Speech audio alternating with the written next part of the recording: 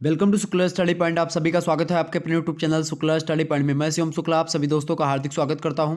आज की वीडियो के माध्यम से हम human values and environmental studies के लगभग बहुत सारे प्रश्न, लगभग 300 से 400 प्रश्नों के बारे में आज की वीडियो के माध्यम से चर्चा करने वाले हैं, वो भी ऑब्जेक्टिव टाइप के।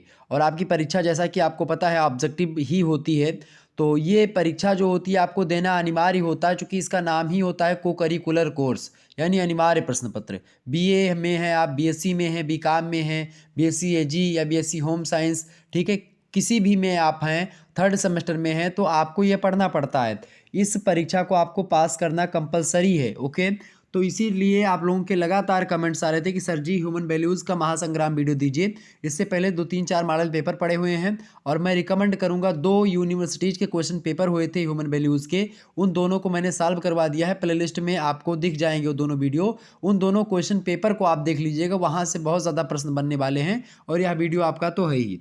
तो ये महासंग्राम रिवीजन क्लास होगी 2023 की परीक्षाओं के लिए। मैं तीव्र गति से प्रश्नों को पढ़ते हुए आगे बढ़ूंगा और आप सभी लोग देखेंगे। Human values and environmental studies यानी कि मानव मूल्य और पर्यावरणीय अध्ययन, ठीक है। तो मानव मूल्य और पर्यावरण अध्ययन के बारे में हम चर्चा करेंगे। थर्ड सेमेस्टर में आपकी परीक्षा में ये प्रश्न पूछे जाने हैं, ठीक है। बीए, बीएससी, बीकॉम के लिए, बीएससी एजी, बीएससी होम साइंस, सभी के लिए एक भी प्रश्न आपका छूटने वाला नहीं अगर इस वीडियो को आप लास्ट तक देखेंगे। आइए देखते हैं मैं किस प्रकार से प्रश्न आपकी स्क्रीन पर आएंगे इसी प्रकार से, और हम आगे बढ़ते हुए चलेंगे तीव्र गति से। इस वीडियो का मेन मकसद है आपका एक प्रकार से टेस्ट नहीं लेना, आपको एक प्रकार से तमाम सारे प्रश्न एक ही वीडियो के माध्यम से, जब परीक्षा की डेट मान लेते परसों है और आज ही यह वीडियो आप देख लें 2 से 3 बार, आसानी से आपके दिमाग में तमाम सारे प्रश्न चल रहे होंगे, तमाम प्रकार की चीज़ें आप जान पाएंगे। इसीलिए यह वीडियो का मूल मंतव्य या फिर मेन उद्देश्य यही रहा है। चलें, पहला प्रश्न है कि मूल्य वे आदर्श, विश्वास या मानक हैं जिन्हें समाज या समाज के अधिकांश सदस्य जो होते हैं ग्रहण किए होते हैं। ये कथन या ये परिभाषा मानव मूल्य की किसने दी है, बताएं। कौन सी परिभाषा? मूल्य वे आदर्श, विश्वास या मानक हैं जिन्हें समाज या समाज के अधिकांश सदस्य ग्रहण किए हुए होते हैं। तो इस कथन को कहने वाले विद्वान है जॉन जे केन, ठीक है। जॉन जे केन का ये कथन है, ये बात आप ध्यान रखेंगे, इस चीज़ को थोड़ा सा ध्यान रखेंगे। अच्छा, आपसे ये प्रश्न बहुत बार पूछा गया कि मूल्यों की संख्या कितनी होती है। मूल्यों की संख्या मुख्य रूप से बात की है तो मूल्यों की संख्या कितनी होती है? 4 होती है। Total number of values is 4। Okay, clear होगी बातें। और नैतिक मूल्यों को महत्व दिया गया है किसमें? एक विचारधारा है, आपको पता होगा, आदर्शवाद, पाश्चात्य विचारधारा, तो उस आदर्शवाद में नैतिक मूल्यों को महत्व दिया गया है। आगे बढ़ते हैं और भी चीज़ों को समझने का प्रयास करते हैं। अगला प्रश्न आपकी परीक्षा की दृष्टि से महत्वपूर्ण है। प्रश्न आ चुका है कि मूल यानी वैल्यू शब्द किस भाषा के वैलियर शब्द से बना हुआ है। तो किस भाषा के? लैटिन भाषा के वैलियर शब्द से बना हुआ। ये प्रश्न आपका आना तय है एकदम से, इसको एकदम से ध्यान रख लीजिएगा। C option is right answer.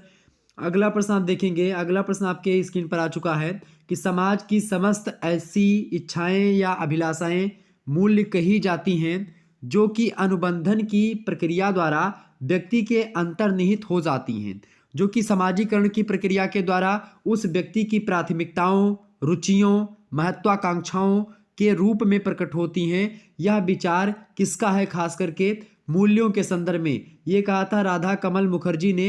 Radha कमल मुखर्जी एक भारतीय समाजशास्त्री हैं, ठीक है, ये बात भी आप लोग जानते हैं। इसीलिए इन पे आप देखते हैं समाजीकरण की प्रक्रिया। समाजीकरण की प्रक्रिया माने होता है सोशलाइजेशन, जिसको कहते हैं अंग्रेजी में। ये समाजीकरण की प्रक्रिया जो होती है जिसके तहत एक जैविक प्राणी, एक सामाजिक प्राणी बनता है। अर्थात जब कोई बच्चा पैदा होता है तो उसको कोई ज्ञान नहीं होता, वो अबोध होता है, ठीक है। और जब समाज के संपर्क में वो आता है, लोगों के संपर्क में आता है, परिवार के संपर्क में आता है, विद्यालय जाता है और तमाम प्रकार के लोगों से मिलता जुलता है, धीरे धीरे उसके समाज मतलब कि जो सामाजिक आचार विचार है, सामाजिक मूल्य हैं, वो डेवलप होने लगते हैं। तो समाजीकरण की प्रक्रिया में मूल्यों का काफ़ी गहरा योगदान है। अगर उसको मूल्य अच्छे दिखेंगे समाजीकरण के दौरान, उसको अच्छी सोसाइटी मिलेगी तो अच्छा मूल्य होगा, बुरी सोसाइटी मिलेगी बुरा मूल्य डेवलप होगा।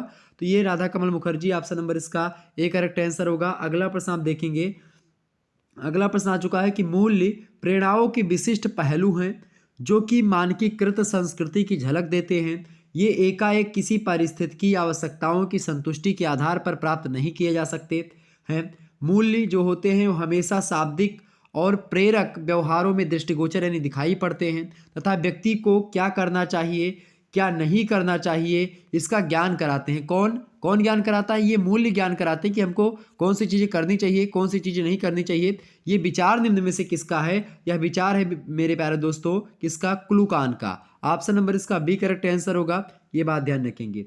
अगला प्रश्न आप देखिएगा, किसी व्यक्ति के लिए वे रुचिकर वस्तुएं मूल्य कही जा सकती हैं जिनके आधार पर व्यक्ति की रुचि एवं वस्तु में संबंध मतलब एक संबंध स्थापित हो जाता है। उक्त विचार निम्न में से किसका है? तो यह विचार न्यासी महोदय का। ऑप्शन नंबर इसका ए करेक्ट आंसर होगा। आगे बढ़ते हैं और भी प्रश्न देखते हैं। अगला प्रश्न आपकी परीक्षा की दृष्टि से महत्वपूर्ण है। प्रश्न आ चुका है कि मूल्यों द्वारा सभी चीजों का मूल्यांकन किया जा सकता है, चाहे वे भावनाएं हों या विचार या क्रिया, गुण, वस्तु, समूह, लक्ष्य, साधन, ये तमाम सारी चीजें हों। इन सभी, चाहे कोई भावना हो, चाहे कोई विचार हो, चाहे कोई क्रिया हो, चाहे कोई गुण हो, चाहे कोई वस्तु हो, चाहे कोई समूह हो, चाहे कोई लक्ष्य हो, चाहे कोई साधन हो, मूल्यों के द्वारा इन सभी चीजों का मूल्यांकन किया जा सकता है। ये कथन है जॉनसन महोदय का। ऑप्शन नंबर सी में दिया मतलब ए में दिया है जॉनसन, करेक्ट आंसर होगा। अगला प्रश्न आप सभी लोग देखेंगे। एक बार सभी लोग वीडियो को लाइक और शेयर कर दीजिएगा।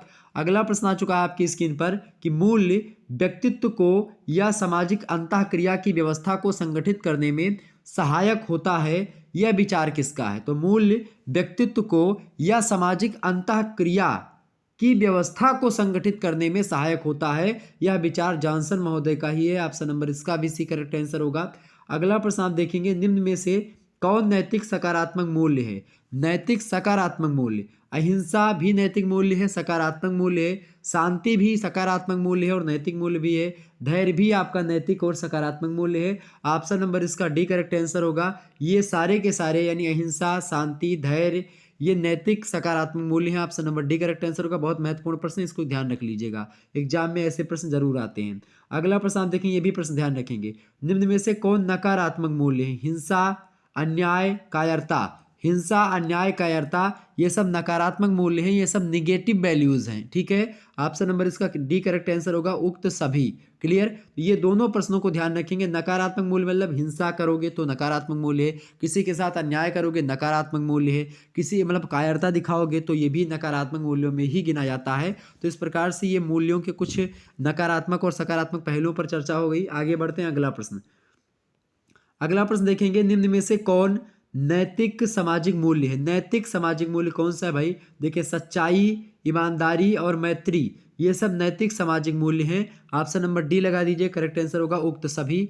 अगला प्रश्न आप देखेंगे, निम्न में से कौन मानव मूल्य में शामिल है? बताएं। तो निम्न में से कौन मानव मूल्य में शामिल है भाई?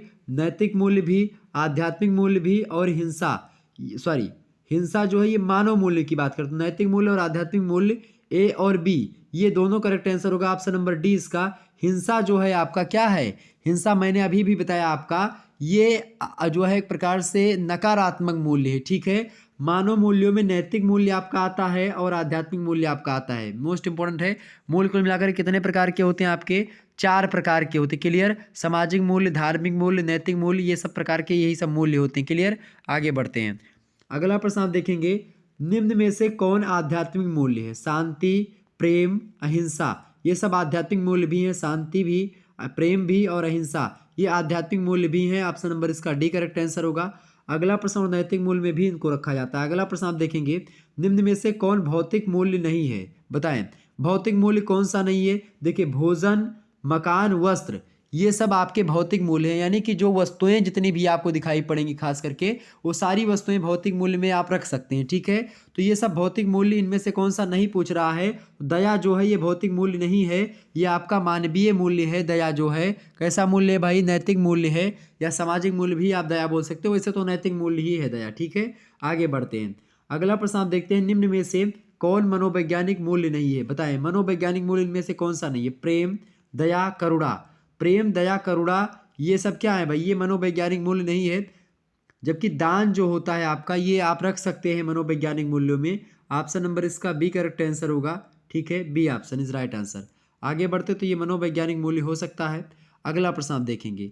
अगला प्रश्न आपका आ चुका है एग्जाम मतलब कि जो है एग्जाम पॉइंट ऑफ व्यू से बढ़िया प्रश्न है, आपकी स्क्रीन पर आ चुका है। फटाफट से देखने का प्रयास करेंगे। प्रश्न आ चुका है कि जब ऑनलाइन बिजनेस 2 से अधिक बिजनेस कंपनियों, संस्थानों, एजेंसियों के बीच किया जाता है तो वह क्या कहलाता है? तो उसको बिजनेस टू बिजनेस मॉडल बोलते हैं। क्या बोलते हैं?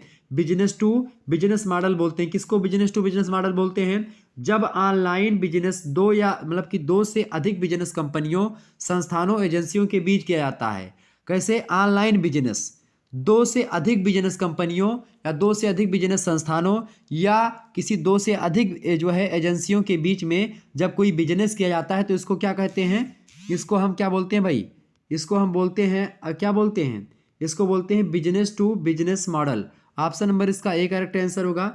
अगला प्रश्न आप देखेंगे, जब ट्रांजैक्शन सीधा बिजनेस से उपभोक्ता के बीच होता है तो यह क्या कहलाता है? मतलब जब ट्रांजैक्शन सीधा बिजनेस से क्या होता है, डायरेक्ट उपभोक्ता को, यानी जो उपयोग करने वाला डायरेक्ट वो लेता है, तो उसको क्या कहते हैं भाई? तो उसको कहते हैं बिजनेस टू कंज्यूमर मॉडल। क्या बोलते हैं?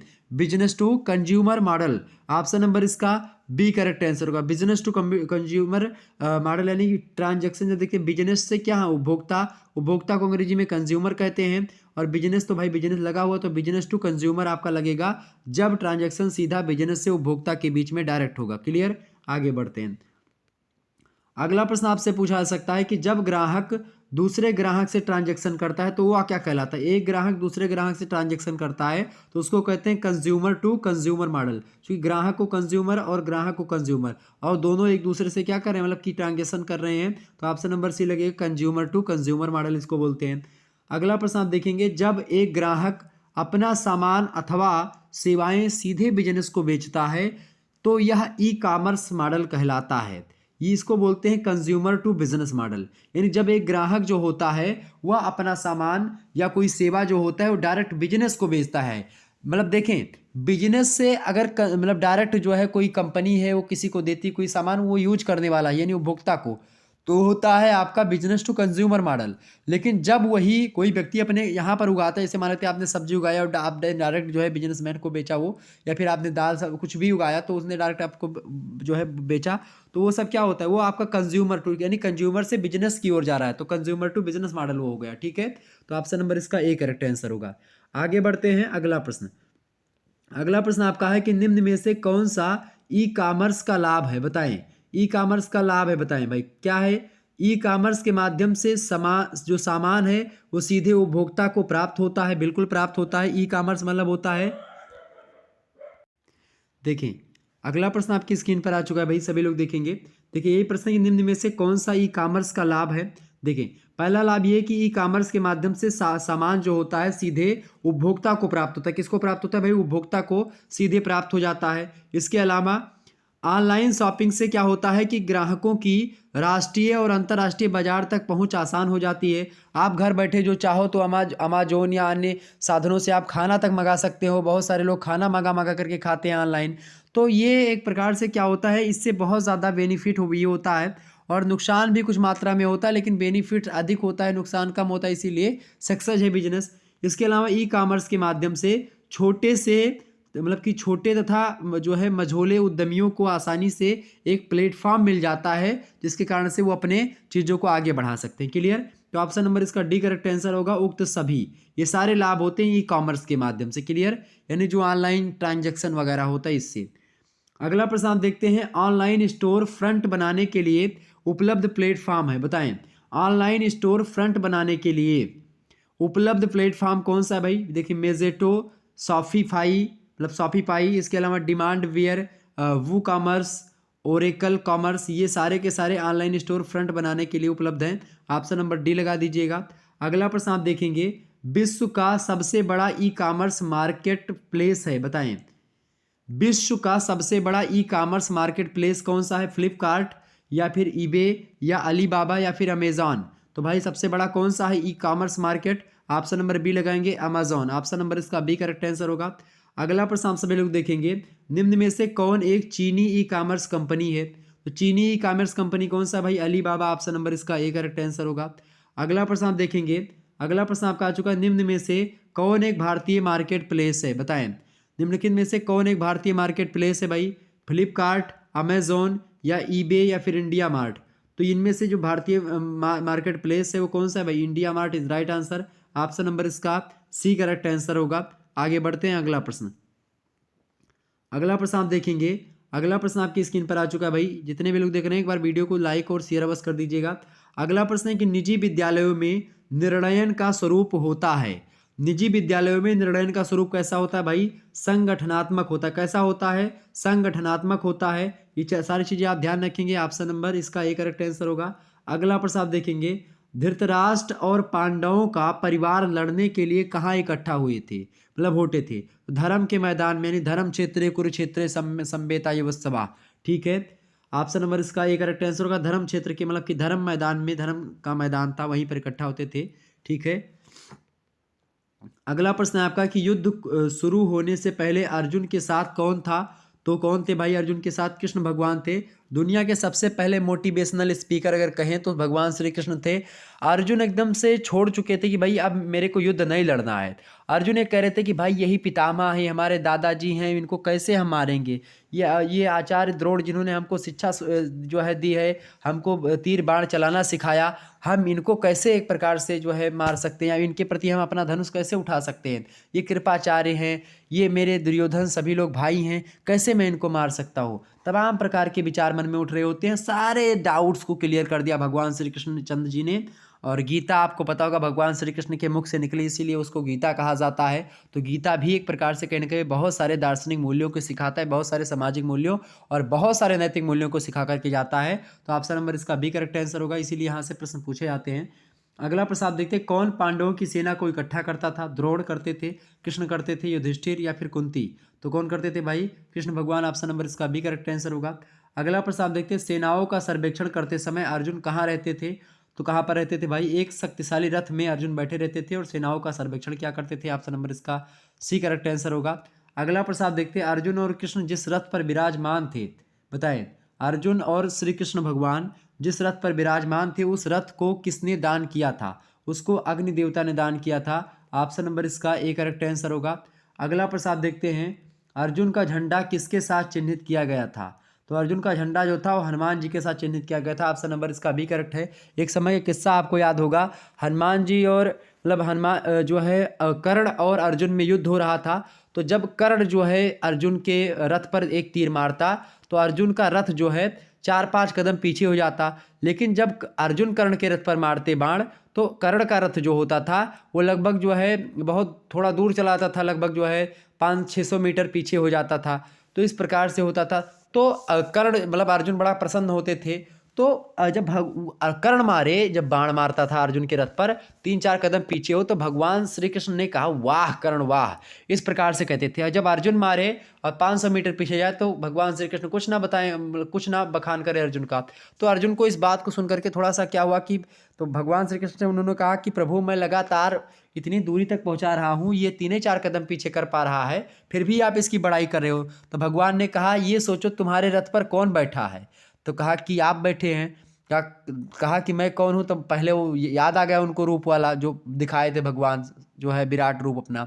ठीक है, तो उन्होंने कहा तीनों लोगों का भार लेकर के भगवान श्री कृष्ण बैठे हैं, ऊपर जो पताका है वो उस पर बजरंग बली बैठे हैं, हनुमान जी बैठे हैं, तो तुम्हारे रथ को 2-3-4 कदम पीछे कर पा रहा। तीनों लोगों का बोझा रखा हुआ है, हनुमान जी इस पर बैठे हुए हैं, तब आपका रथ पिछड़ जा रहा है और उस पर तो कोई नहीं है, फिर भी आप उतनी दूरी तक अगर ये सारी चीज़ें उतर जाए तो एकदम से उड़ जाओ, मतलब रथ अगर कर्ण मार दे बाण तो फिर यहाँ पर नहीं रुको, कम से कम नहीं 500-600 किलोमीटर निकल जाएगा रथ। तो इस प्रकार से तो ये हनुमान जी का झंडा चिन्ह, मतलब हनुमान जी के साथ झंडा चिन्हित था। अगला प्रश्न आप देखते हैं, अर्जुन ने कृष्ण भगवान को अपने रथ को दोनों सेनाओं के बीच में ले जाने के लिए क्यों कहा था? क्योंकि जो है वह युद्ध के मैदान को प्रमुख व्यक्तियों को उपस्थित देखना चाहते थे, ताकि उससे उस विरोधी पार्टी की ताकत का अंदाजा हो जाए जिसका उसे सामना करना पड़ा था। बिल्कुल ऑप्शन नंबर इसका ए और बी दोनों करेक्ट आंसर होगा। ठीक है, आगे बढ़ते हैं। अगला प्रश्न आप देखिएगा, अगला प्रश्न आपका आ चुका है भाई। अगला प्रश्न आप देखेंगे स्क्रीन पर आ चुका है, बढ़िया प्रश्न है। प्रश्न आपका आ चुका है, सभी लोग देखने का प्रयास करेंगे। प्रश्न है कि इलेक्ट्रोडायलिसिस द्वारा प्रदूषण को दूर किया जाता है। किसके प्रदूषण को दूर किया जाता है भाई? फटाफट से बताने का प्रयास करेंगे, सभी लोग बताने का प्रयास करेंगे। प्रश्न आपका बढ़िया है, सभी लोग बताने का प्रयास करेंगे। प्रश्न आपका क्या है? प्रश्न आपका कह रहा है मेरे भाई, प्रश्न आपका कह रहा है, बहुत बढ़िया प्रश्न है कि क्या है प्रश्न आपका? प्रश्न है कि इलेक्ट्रोडायलिसिस द्वारा प्रदूषण को दूर किया जाता है? वायु, जल, ध्वनि या फिर रेडियोधर्मी? किस प्रदूषण को दूर किया जाता है भाई? फटाफट से बताने का प्रयास करेंगे।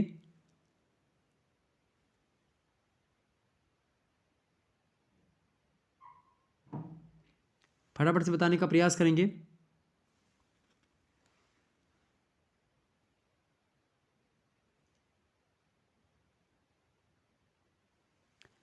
इलेक्ट्रोडायलिसिस, फटाफट से बताएंगे। इलेक्ट्रोडायलिसिस,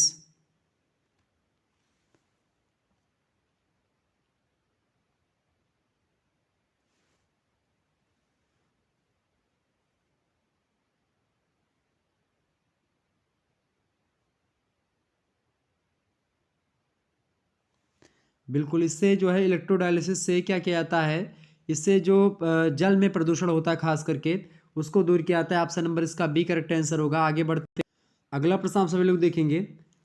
तापीय प्रदूषण को मापा जाता है, बताएं। प्रश्न आपका आ चुका है, तापीय प्रदूषण मापा जाता है, बताएं। इलेक्ट्रोतापमापी में, ये लक्स मीटर में, या फिर DO मीटर में, या फिर इन सभी में? करेक्ट आंसर इसका क्या होगा भाई? तो तापीय प्रदूषण किस में मापा जाता है आपका?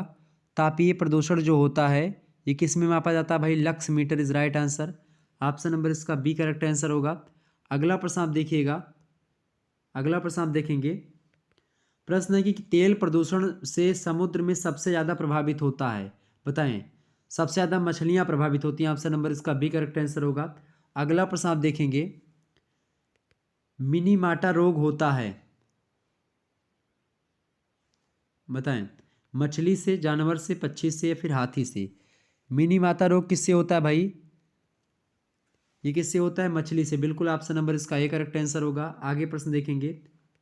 मिनीमाटा रोग हुआ था, जापान में हुआ था। ऑप्शन नंबर इसका बी करेक्ट आंसर होगा। अगला प्रश्न आप देखते हैं। प्रदूषित जल पीने से होता है, बताएं। प्रदूषित जल पीने से कौन सा रोग होता है?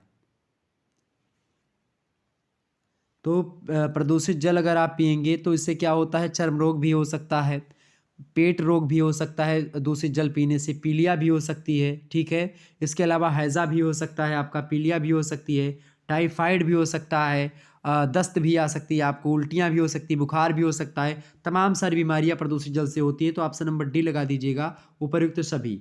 आगे बढ़ते हैं। अगला प्रश्न आपका आ चुका है। पेस्ट क्या है? पेस्ट क्या है? पेस्ट क्या होता है भाई? एक विषाणु जो जीवाणु पर आक्रमण करता है, नहीं, एक जीव जो दूसरे जीव को, मतलब एक जीव जो दूसरे जीव को खाता है और नष्ट करता है, उसी को पेस्ट कहते हैं। ऑप्शन नंबर इसका बी करेक्ट आंसर होगा। अगला प्रश्न आप देखते हैं। अगला प्रश्न आपकी स्क्रीन पर आ चुका है भाई, देखेंगे सभी लोग। प्रश्न है कि भारत में शहरी कूड़ा करकट पर आधारित पहला ऊर्जा संयंत्र कहाँ स्थापित किया गया? ए ऑप्शन मुंबई, बी है कोलकाता, सी है भोपाल, और डी है आपका दिल्ली। करेक्ट आंसर क्या होगा भाई? फटाफट से बताने का प्रयास करेंगे। इसका करेक्ट आंसर क्या होगा? प्रश्न आपका है कि भारत में शहरी कूड़ा करकट,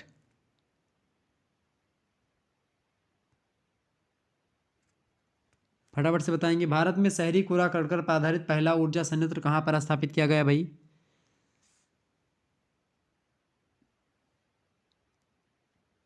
फटाफट से बताएंगे करेक्ट आंसर इसका क्या होगा?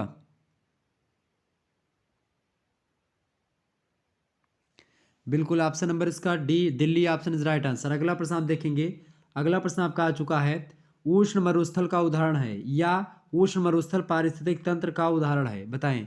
उष्ण मरुस्थल जो है ये गोबी का है, तकलामाकन या अलास्का? तो थार का मरुस्थल जो है ये उष्ण मरुस्थल है, बाकी ठंडे हैं। ऑप्शन नंबर इसका सी करेक्ट आंसर होगा। आगे बढ़ते हैं। अगला प्रश्न, ये सारे प्रश्न आपके बहुत इंपॉर्टेंट है, जो आपकी परीक्षा की दृष्टि से बेहद महत्वपूर्ण है, आ चुके हैं आपकी स्क्रीन पर, देखेंगे। भारत में वन्य जीव संरक्षण अधिनियम कब लागू हुआ, बताएं भाई।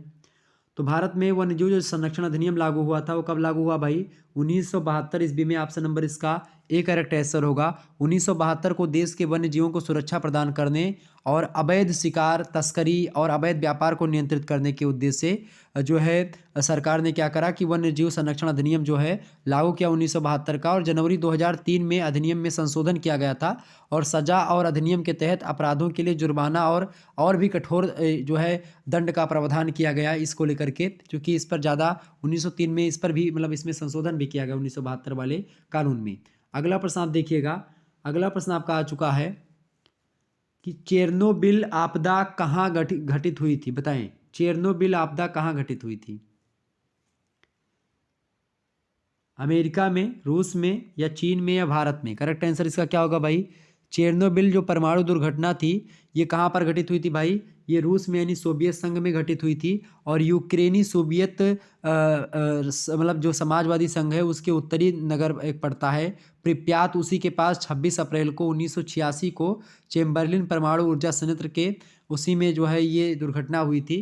तो ऑप्शन नंबर इसका बी लगा दीजिएगा। अगला प्रश्न आप देखेंगे, अगला प्रश्न आ चुका है, चिपको आंदोलन संबंधित है। चिपको आंदोलन पेड़ कटाई से संबंधित है, प्रणेता कौन है भाई इसके? आपको पता होगा सुंदरलाल बहुगुणा। आगे बढ़ते हैं, अगला प्रश्न, अगला प्रश्न आपका आ चुका है, जीवों के पारिस्थितिकी कारकों का योग पर्यावरण है, यह कथन किसका है?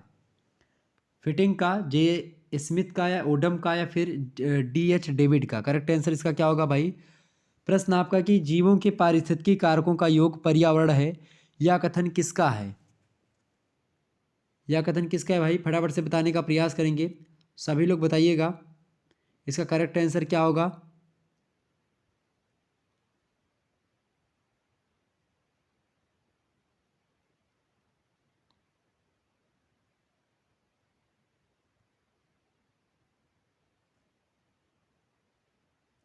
फटाफट से बताएंगे इसका करेक्ट आंसर क्या होगा, सभी लोग बताएंगे। ये मैंने आपको उसमें भी बताया होगा जब मैं पढ़ा रहा था आपको, जियोग्राफी पढ़ा रहा था तब भी मैंने इसको बताया था। एक बार बताएंगे सभी लोग और वीडियो को शेयर कर दीजिएगा, ओके। चलिए आगे बढ़ते हैं, बताओ भाई इसका करेक्ट आंसर क्या होगा? ओडम ने कहा था कि फिटिंग ने कहा था, बताएं। ओडम या फिटिंग, इन दोनों में से कोई एक है, आप बताओ।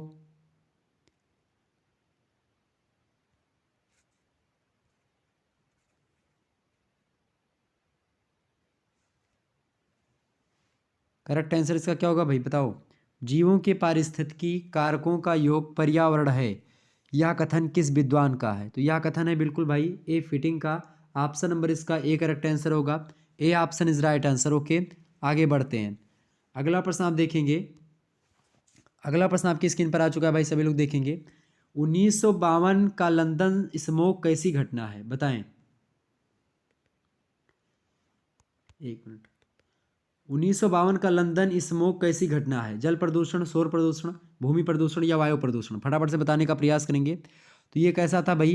ये लंदन में जो घटना हुई थी ये कैसी थी भाई? ये वायु प्रदूषण थी एक प्रकार से, ठीक है, ये वायु प्रदूषण थी। ऑप्शन नंबर इसका डी करेक्ट आंसर होगा। अगला प्रश्न आप देखेंगे, वैश्विक तापन उत्पन्न होता है, बताएं किन गैसों से वैश्विक तापन मतलब होता है ग्लोबल वार्मिंग, बताएं।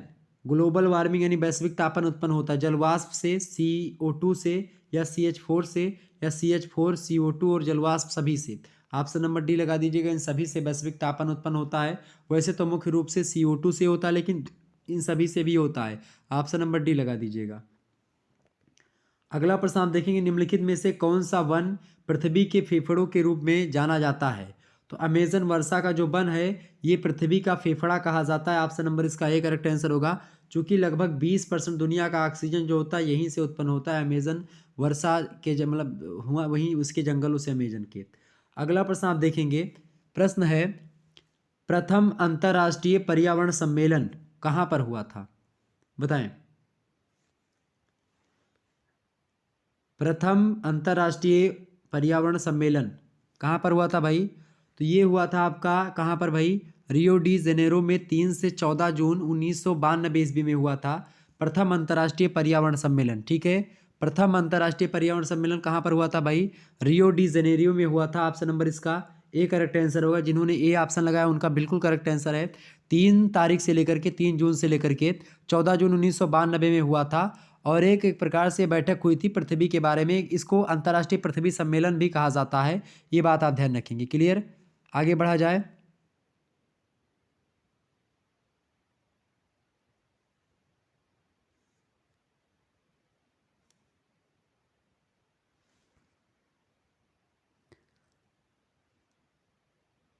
ये प्रश्न क्या आपसे पूछा गया है? ये प्रश्न क्या है भाई? प्रथम अंतर्राष्ट्रीय पर्यावरण सम्मेलन,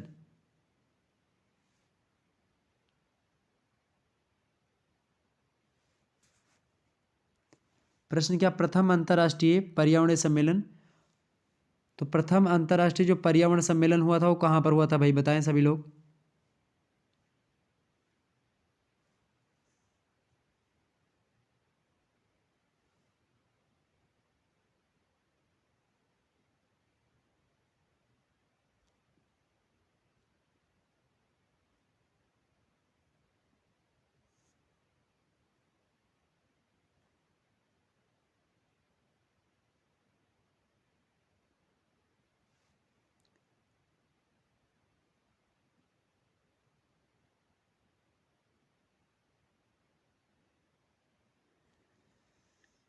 सॉरी, हाँ, इसका करेक्ट आंसर ए ही होगा। ये 1992 मैंने बोल दिया, 1992 नहीं होगा, 1920 होगा। ठीक है, ये बात आप ध्यान रखेंगे।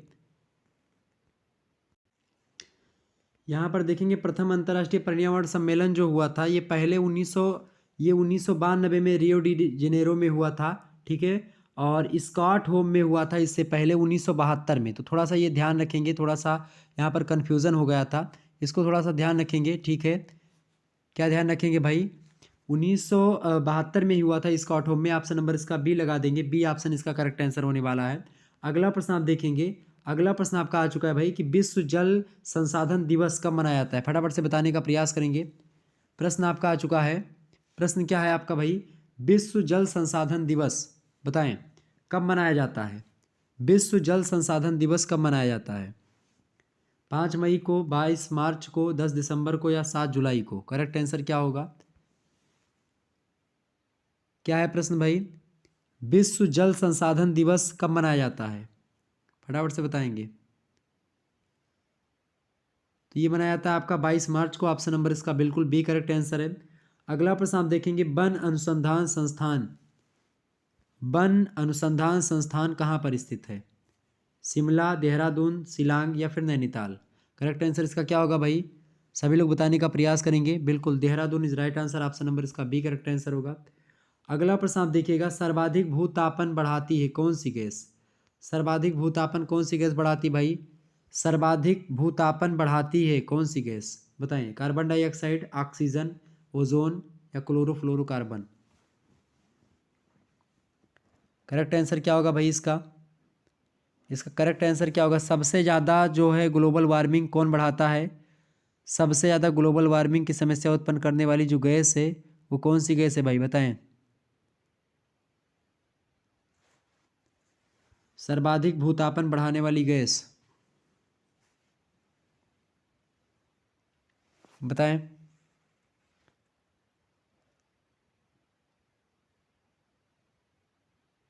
करेक्ट आंसर क्या होगा इसका भाई?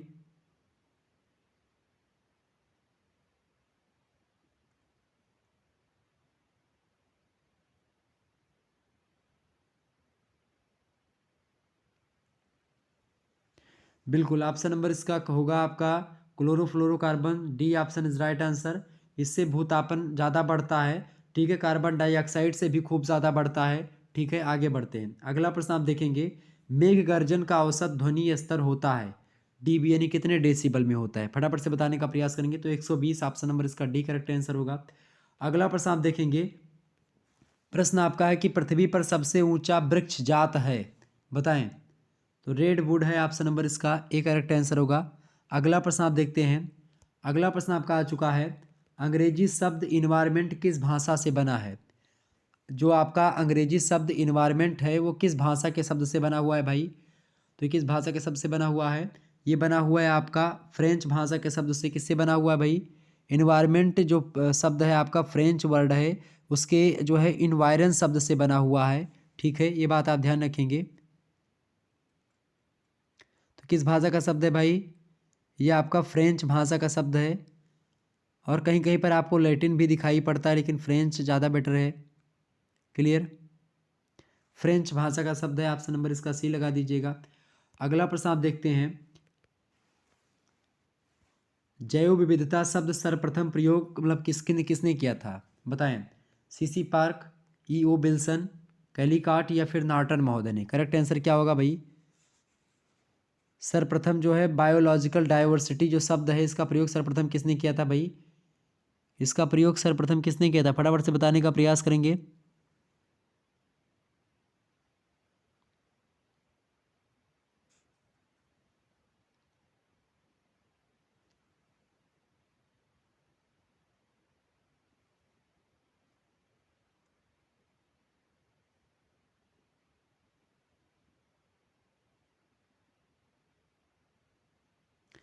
देखिए यहाँ पर ऑप्शन में आपको दिया नहीं है। जैव विविधता शब्द का सर्वप्रथम प्रयोग करने वाले जो व्यक्ति हैं उनका नाम क्या है भाई? उनका नाम है आपका रॉन्सन ने किया था सबसे पहले।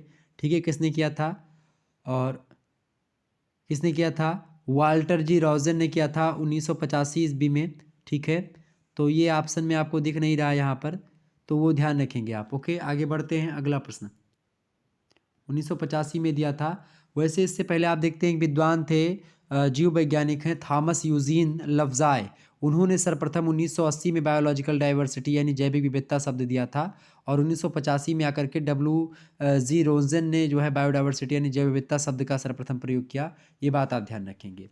ओके, आगे बढ़ते हैं। अगला प्रश्न, अगला प्रश्न आप देखेंगे, विश्व पर्यावरण एवं विकास सम्मेलन ने सतत विकास की रूपरेखा को सर्वप्रथम किस नगर में तैयार की? फटाफट से बताएंगे। करेक्ट आंसर इसका क्या होगा भाई? प्रश्न आपका कि विश्व पर्यावरण एवं विकास सम्मेलन ने सतत विकास की रूपरेखा को सर्वप्रथम किस नगर में तैयार किया? करेक्ट आंसर होगा आपका ऑप्शन नंबर डी, जोहान्सबर्ग में। ठीक है, ऑप्शन नंबर इसका कौन सा करेक्ट आंसर होगा? D option is right answer. अगला प्रश्न आप देखने का प्रयास करेंगे। अगला प्रश्न आपका आ चुका है, कृत्रिम पारिस्थितिक तंत्र का उदाहरण है। दो मतलब देखिए, फसल या दोनों, मछली घर। तो मछली घर जो है ये कृत्रिम पारिस्थितिक तंत्र है, फसल आपका कृत्रिम नहीं है। ऑप्शन नंबर इसका ए लगा देंगे। ये ऑप्शन इज राइट आंसर। अगला प्रश्न आपसे बन सकता है कि निम्न में से किसे भारत में पारिस्थितिकी का जनक कहते हैं? तो पारिस्थितिकी का जनक किसको कहते हैं भाई? डॉक्टर रामदेव मिश्रा को, या जगदीश बावला को, या बाबा आमटे को, या अन्ना हजारे को? तो भारत में किसे पारिस्थितिकी का जनक कहा जाता है? बताएं। बिल्कुल, doctor Ramdev Mishra is right answer. A option correct answer होगा। डॉक्टर रामदेव मिश्रा जी ने क्या किया था कि भारत में पारिस्थितिकी के पिता के रूप में इसलिए इनको जाना जाता है क्योंकि इन्होंने 1956 ईस्वी में international society for topical ecology की स्थापना करी थी। ओके, आगे बढ़ते हैं। अगला प्रश्न आपका आ चुका है, डॉल्फिन मैन ऑफ इंडिया कौन है? बताएं। बिल्कुल, Ravindra Kumar Sinha is right answer. Option number इसका ए करेक्ट आंसर होगा। ओके, इसका ए करेक्ट आंसर होगा। अगला प्रश्न आप देखेंगे, ग्रीन बेल्ट मूवमेंट की जननी और शांति के नोबेल पुरस्कार से सम्मानित बेंगारी मथाई किस देश की हैं? बताएं भाई।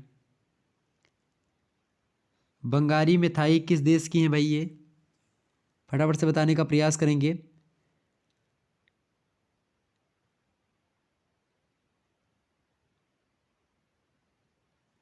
बिल्कुल, ये कहाँ की भाई?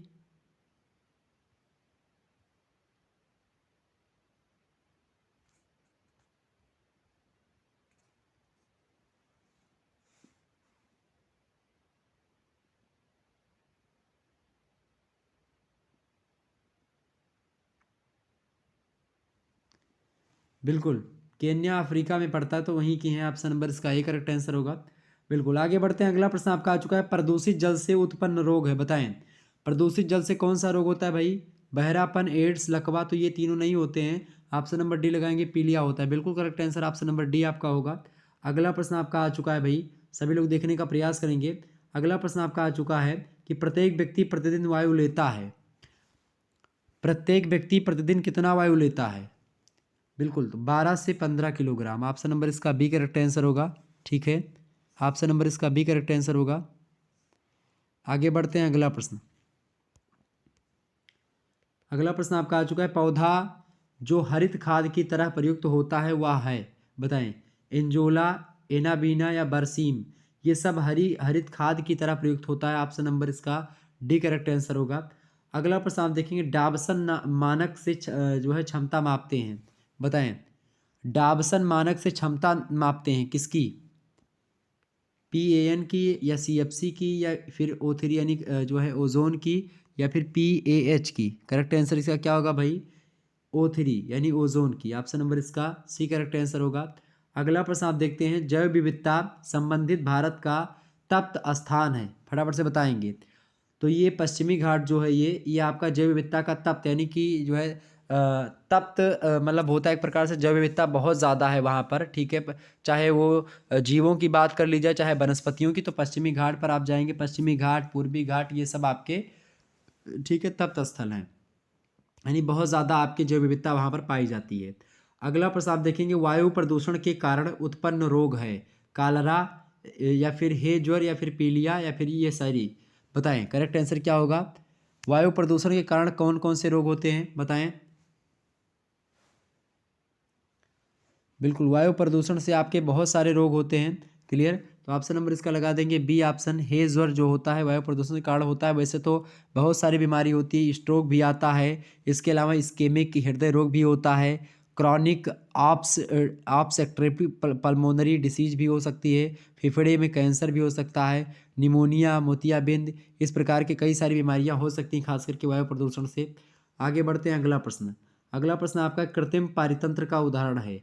कृत्रिम पारितंत्र का उदाहरण कौन सा है भाई? नदी पारितंत्र, महासागरीय पारितंत्र या घास पारितंत्र। तो ये देखें, तीनों जो है ये प्राकृतिक पारितंत्र है। कृत्रिम पारितंत्र का उदाहरण आपका है बी ऑप्शन, कृषि पारितंत्र। अगला प्रश्न आप देखेंगे, अगला प्रश्न है, वायु प्रदूषण कम करने के लिए उपयुक्त पादप होता है, बताएं। बबूल, कारील या फिर कदम्ब। तो पाइनस जो होता है वायु प्रदूषण को कम करने के लिए उपयुक्त माना जाता है, ठीक है। ऑप्शन नंबर इसका डी करेक्ट आंसर होगा। अगला प्रश्न आपका आ चुका है, भारत में जल संरक्षण पर लिखी पुस्तक ताल तलैया के तारनहार लिखी गई, बताएं किसके द्वारा? ताल तलैया के तारनहार पुस्तक के रचनाकार कौन है, बताएं। और भारत में जल संरक्षण पर यह पुस्तक खास करके लिखी गई है, तो इस पुस्तक को लिखने वाले विद्वान कौन है, फटाफट से बताने का प्रयास करेंगे। पुस्तक का नाम है ताल तलैया के तारनहार। ताल तलैया के तारनहार पुस्तक के लेखक कौन है भाई? सभी लोग बताने का प्रयास करेंगे। ताल तलैया के तालनहार, बिल्कुल राजेंद्र सिंह के द्वारा। ऑप्शन नंबर इसका सी करेक्ट आंसर होगा। अगला प्रश्न आप देखेंगे, भारत में जीवमंडल संचयन क्षेत्र का क्षेत्रफल सर्वाधिक कहाँ पर है भाई? मन्नार की खाड़ी में। ऑप्शन नंबर इसका ए करेक्ट आंसर होगा। अगला प्रश्न आप देखिएगा, निम्न में से कौन नर्मदा बचाओ आंदोलन से संबंधित है? तो कौन नर्मदा बचाओ आंदोलन से संबंधित है भाई? मेधा पाटेकर जो है नर्मदा बचाओ आंदोलन से संबंधित है, बताएं। नर्मदा बचाओ आंदोलन से संबंधित हैं, बताएं। मेधा पाटेकर, वर्गीस कुरियन, राजेंद्र सिंह, कौन है भाई? फटाफट से बताने का प्रयास करें। नर्मदा बचाओ आंदोलन से बिल्कुल मेधा पाटेकर ही संबंधित हैं, ओके। और आपको बता दूं कि कई सारी चीज़ें इसको लेकर के अभी ज़्यादा डिटेल में चलेंगे, क्योंकि सरदार सरोवर परियोजना जो है उसी इसके द्वारा मतलब इस नदी पर बनाई जा रही थी, नर्मदा नदी पर। आपसे पूछे किस नदी पर जो है सरदार सरोवर परियोजना बनाई जा रही, तो आप बताएंगे कि हाँ भाई इस पर बनाई जा रही थी, 1989 की बात है। नर्मदा बचाओ के लिए तभी जो है उन्होंने क्या किया था, आंदोलन शुरू किया था, ठीक है। आगे बढ़ते हैं। अगला प्रश्न आपका आ चुका है, जीवों के पारिस्थितिक कारकों का योग पर्यावरण है, यह कथन किसका है? तो ये कथन फिटिंग महोदय का है, मैंने आपको बताया भी। ऑप्शन नंबर इसका बी करेक्ट आंसर होगा, फिटिंग महोदय का। अगला प्रश्न आप सभी लोग देखेंगे, अगला प्रश्न आपकी स्क्रीन पर आ चुका है भाई, सभी लोग देखने का प्रयास करेंगे। अगला प्रश्न आपका है कि पर्यावरण विषयक निम्नांकित अधिनियमों में प्रथम पारित अधिनियम कौन सा है? फटाफट से बताने का प्रयास करें, करेक्ट आंसर क्या होगा? पर्यावरण विषयक निम्नांकित अधिनियमों में सर्वप्रथम पारित अधिनियम कौन सा है? तो पर्यावरण संरक्षण अधिनियम। ऑप्शन नंबर इसका ए करेक्ट आंसर होगा। अगला प्रश्न आप देखेंगे, किस अधिनियम द्वारा जंगली जंतुओं के शिकार तथा उनसे निर्मित वस्तुओं के व्यापार को निषिद्ध किया गया, बताने का प्रयास करेंगे। तो किस अधिनियम के द्वारा भाई? वन्य जीव संरक्षण अधिनियम के द्वारा। ऑप्शन नंबर इसका बी करेक्ट आंसर होगा। अगला प्रश्न देखेंगे, बंजर भूमि के उद्धार हेतु 1983 में स्थापना की गई थी, किसकी? राष्ट्रीय बंजर भूमि विकास बोर्ड की स्थापना 1983 में बंजर भूमि के उद्धार के लिए की गई थी। Option number A correct answer होगा। आपसे पूछा सकता है प्रश्न, रट लीजिएगा। अगला प्रश्न आप देखेंगे, परीक्षा की दृष्टि से बेहद महत्वपूर्ण है। प्रश्न है आपका, किस संविधान संशोधन के द्वारा पर्यावरण की सुरक्षा को नागरिकों के मूल कर्तव्यों के रूप में निर्धारित किया गया। तो 42वां संविधान संशोधन जो है इसके द्वारा जो है क्या किया गया, ये जो है पर्यावरण की सुरक्षा को नागरिकों के मूल कर्तव्यों के रूप में क्या किया गया, निर्धारित किया गया। ये बात आप ध्यान रखेंगे। आगे बढ़ते हैं, फटाफट से बताने का प्रयास करेंगे। प्रश्न क्या है कि किस संविधान संशोधन के द्वारा पर्यावरण की सुरक्षा को नागरिकों के मूल कर्तव्यों के रूप में निर्धारित किया गया, बताएं। तो बिल्कुल 42वें संविधान संशोधन के द्वारा जो है जोड़ा गया था। ठीक है, आगे देखते हैं। अगला प्रश्न आपका आ चुका है, भारत सरकार द्वारा पर्यावरण मंत्रालय की स्थापना कब की गई थी, बताएं। या फिर भारत में पर्यावरण विभाग की स्थापना कब हुई, बताएं। तो भारत सरकार के द्वारा कब हुई थी भाई, 1980 में पर्यावरण मंत्रालय की स्थापना हुई। ऑप्शन नंबर इसका बी करेक्ट आंसर होगा। अगला प्रश्न आ चुका है आपकी स्क्रीन पर। प्रश्न है कि पर्यावरण संरक्षण अधिनियम कब पारित किया गया। तो कब पारित किया गया था भाई, ये पारित किया गया था आपका जो है 23 मई 1986 ईस्वी को पर्यावरण संरक्षण अधिनियम भारत की संसद के द्वारा पारित किया गया था। ओके, बात ध्यान रखेंगे। और इसे संविधान के अनुच्छेद 253 के तहत पारित किया गया था। इस अधिनियम को, पर्यावरण संरक्षण अधिनियम 1986 को किस अनुच्छेद के तहत, तो संविधान का अनुच्छेद 253 के तहत। ओके, और 19 नवंबर 1986 को लागू हो गया था, पारित हुआ था आपका 23 मई को ही, लेकिन लागू कब हुआ था, तो 19 नवंबर को लागू हुआ था। ये बात भी आप ध्यान रखेंगे। अगला प्रश्न आपका आ चुका है, खतरनाक फैक्ट्रियों व जो है परिसंकटमय पदार्थों को किस अधिनियम में परिभाषित किया गया था। तो पर्यावरण संरक्षण अधिनियम 1986 में ही इन टर्म्स को परिभाषित किया गया था। अगला प्रश्न आप देखेंगे, पर्यावरण संरक्षण अधिनियम 1986 में कुल कितनी धाराएं हैं, बताएं। पर्यावरण संरक्षण अधिनियम 1986 में कुल कितनी धाराएं हैं, फटाफट से बताने का प्रयास करेंगे। कितनी धाराएं हैं भाई, बताएं।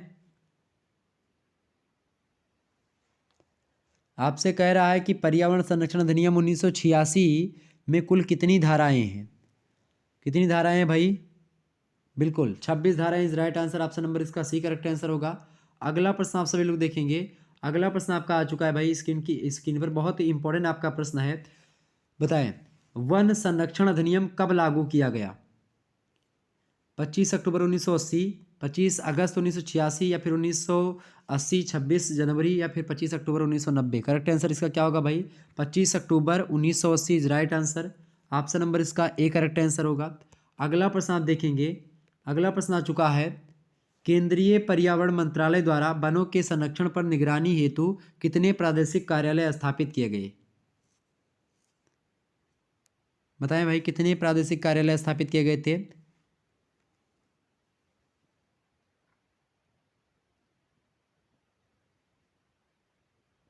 कुल मिलाकर के 6 कार्यालय आपके स्थापित किए गए थे। ऑप्शन नंबर इसका सी करेक्ट आंसर होगा। आगे बढ़ते हैं। अगला प्रश्न, अगला प्रश्न आपका आ चुका है भाई। अगला प्रश्न आप देखने का प्रयास करेंगे सभी लोग। अगला प्रश्न आपका क्या है भाई, फटाफट से बताने का प्रयास करेंगे। अगला प्रश्न आपका आ चुका है कि पर्यावरण संरक्षण परिषदें यानी कि ईपीसी स्थापित करने का प्रावधान किस अधिनियम में किया गया है, बताएं। तो ये वन संरक्षण अधिनियम में किया गया है। ऑप्शन नंबर इसका बी करेक्ट आंसर होगा। अगला प्रश्न आपसे पूछा जा सकता है कि विशिष्ट पादपों के संरक्षण का प्रावधान किस अधिनियम में रखा गया, बताएं। विशिष्ट पादपों के संरक्षण का प्रावधान किस अधिनियम में रखा गया, तो वन संरक्षण अधिनियम में रखा गया। ऑप्शन नंबर इसका ए करेक्ट आंसर होगा। अगला प्रश्न आप सभी लोग देखेंगे। अगला प्रश्न आपसे पूछा जा सकता है कि पर्यावरण सुरक्षा अधिनियम यानी ईपीए पर्यावरण जो है सुरक्षा अधिनियम लागू हुआ कब, लागू हुआ भाई, बताएं। पर्यावरण सुरक्षा अधिनियम कब लागू हुआ, ईपीए, बताएं। ईपीए कब लागू हुआ भाई, 1986 से ही। ऑप्शन नंबर इसका ए करेक्ट आंसर होगा। अगला प्रश्न आप देखने का प्रयास करेंगे। अगला प्रश्न आपका आ चुका है, स्वतंत्र भारत में राष्ट्रीय वन नीति की घोषणा किस वर्ष हुई, बताएं। 1947, 1950, 1955 या 1952। करेक्ट आंसर इसका क्या होगा भाई, 1952 is right answer. C option correct answer होगा। अगला प्रश्न आप देखेंगे, अंतर्राष्ट्रीय संधि क्योटो प्रोटोकॉल, बताएं। जो क्योटो प्रोटोकॉल है वो किससे संबंधित है। क्योटो प्रोटोकॉल जो है एक अंतर्राष्ट्रीय संधि, आप सभी को पता होगा, ग्लोबल वार्मिंग से संबंधित है। यानी कि ग्लोबल वार्मिंग मतलब क्या होता है आपका, हरित गृह प्रभाव। ऑप्शन नंबर इसका सी करेक्ट आंसर होगा। जो ग्रीन हाउस गैसेस है उनके उत्सर्जन से रिलेटेड है खास करके। ऑप्शन नंबर इसका सी करेक्ट आंसर होगा। अगला प्रश्न आपका आ चुका है, विश्व वन जीव कोष की स्थापना कब हुई? बताएं। 1962, 1948, 1972 या 1963? करेक्ट आंसर आपका क्या होगा? बिल्कुल 1962 इज राइट आंसर। भारत में विश्व वन्य जीव कोष, विश्व वन्य जीव कोष की स्थापना कब हुई थी भाई? 1962 ईस्वी में। ठीक है, क्लियर। विश्व वन्य जीव कोष की स्थापना कब हुई भाई? फटाफट से बताने का प्रयास करेंगे। 1962 इज राइट आंसर। वैसे तो स्थापना 1961 में ही हो जाती है, लेकिन मुख्यालय इसका जो है विश्व वन्य जीव कोष का स्थापित है आपका स्विट्जरलैंड के ग्लैंड नगर में। ठीक है, 11 सितंबर 1961 में ही आप देखते हैं इसकी स्थापना हो जाती है। ठीक है, तो इसमें चूंकि 61 आपका दिया नहीं तो 62 लगाना उचित है आपका, यही ऑप्शन लगा दीजिएगा। अगला प्रश्न आप देखते हैं। प्रश्न आपका आ चुका है, उत्तर प्रदेश में वृक्षारोपण महाकुंभ अभियान आयोजित क्यों हुआ? बताएं। 9 अगस्त 1919 या फिर मतलब 2019 या 5 जून 2019, 25 दिसंबर 2019, 1 जनवरी 2020? करेक्ट आंसर इसका क्या होगा भाई? करेक्ट आंसर इसका क्या होगा? फटाफट से बताने का प्रयास करेंगे। उत्तर प्रदेश में वृक्षारोपण महाकुंभ अभियान, फटाफट से बताने का प्रयास करें। महाकुंभ अभियान के बारे में यहाँ पर प्रश्न पूछा जा रहा है। करेक्ट आंसर क्या होगा? बताएं भाई।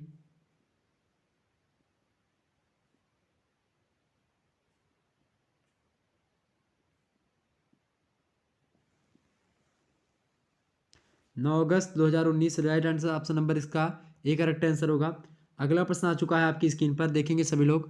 प्रश्न है कि जैव विविधता संधि किस वर्ष प्रभावी हुई? बताएं। बिल्कुल 1993 इज राइट आंसर। जिन्होंने 1993 लगाया उनका करेक्ट आंसर है। आगे बढ़ते हैं और प्रश्नों को जानने का प्रयास करते हैं। एक बात और मैं यहीं पर बता देना चाहता हूं कि जिन लोगों ने पॉलिटिकल साइंस का जो है महासंग्राम वीडियो नहीं देखा, देख लीजिएगा। एक वीडियो हो चुकी पॉलिटिकल साइंस की महासंग्राम की, पार्ट 2 जल्द ही आ जाएगा इसका, इसको भी देख लीजिएगा। और जियोग्राफी का महासंग्राम वीडियो आपका आने वाला है, इसके लिए आप तैयार हो जाइएगा। ठीक है, और हिंदी का महासंग्राम 2.0 आने वाला है, उसके लिए भी तैयार हो जाइएगा। ओके, आगे बढ़ते हैं और प्रश्नों को जानने का प्रयास करते हैं।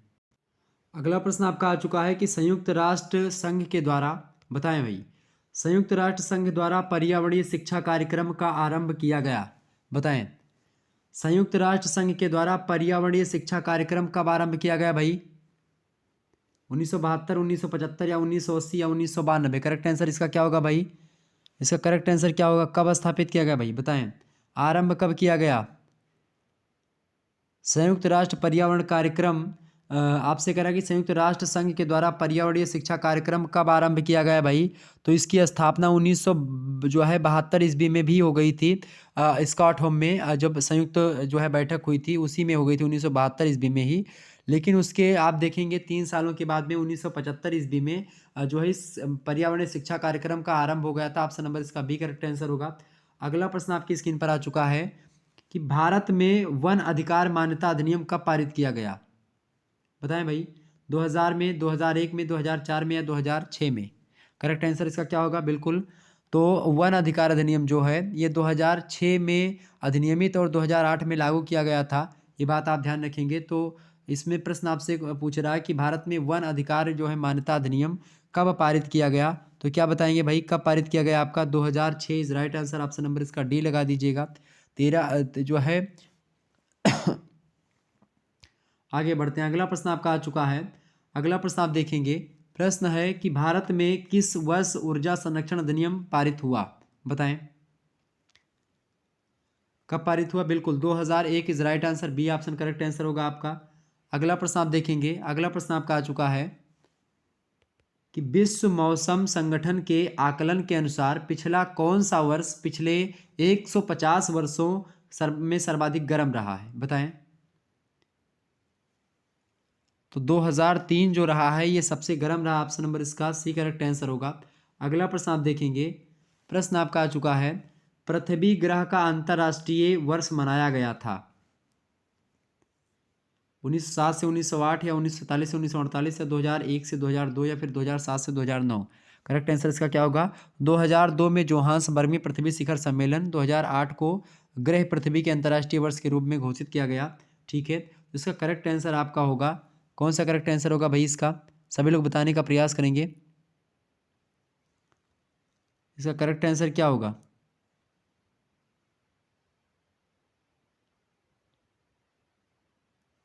बिल्कुल ऑप्शन नंबर इसका डी करेक्ट आंसर होगा आपका। 2007 से 2009 यानी कि 2008 ईस्वी जो है आपका, 2008 ईस्वी में अंतर्राष्ट्रीय वर्ष है ये 2008 में आयोजित किया गया था, खास करके संयुक्त राष्ट्र अंतर्राष्ट्रीय ग्रह पृथ्वी वर्ष। ठीक है, ये बात आप ध्यान रखेंगे। आगे बढ़ते हैं, अगला प्रश्न। अगला प्रश्न आपका आ चुका है, पृथ्वी शिखर सम्मेलन 1992 में किस व्यापक कार्रवाई योजना को स्वीकृत किया गया? एजेंडा 21, एजेंडा 23 या एजेंडा 24 या एजेंडा 25? तो करेक्ट आंसर इसका क्या होगा?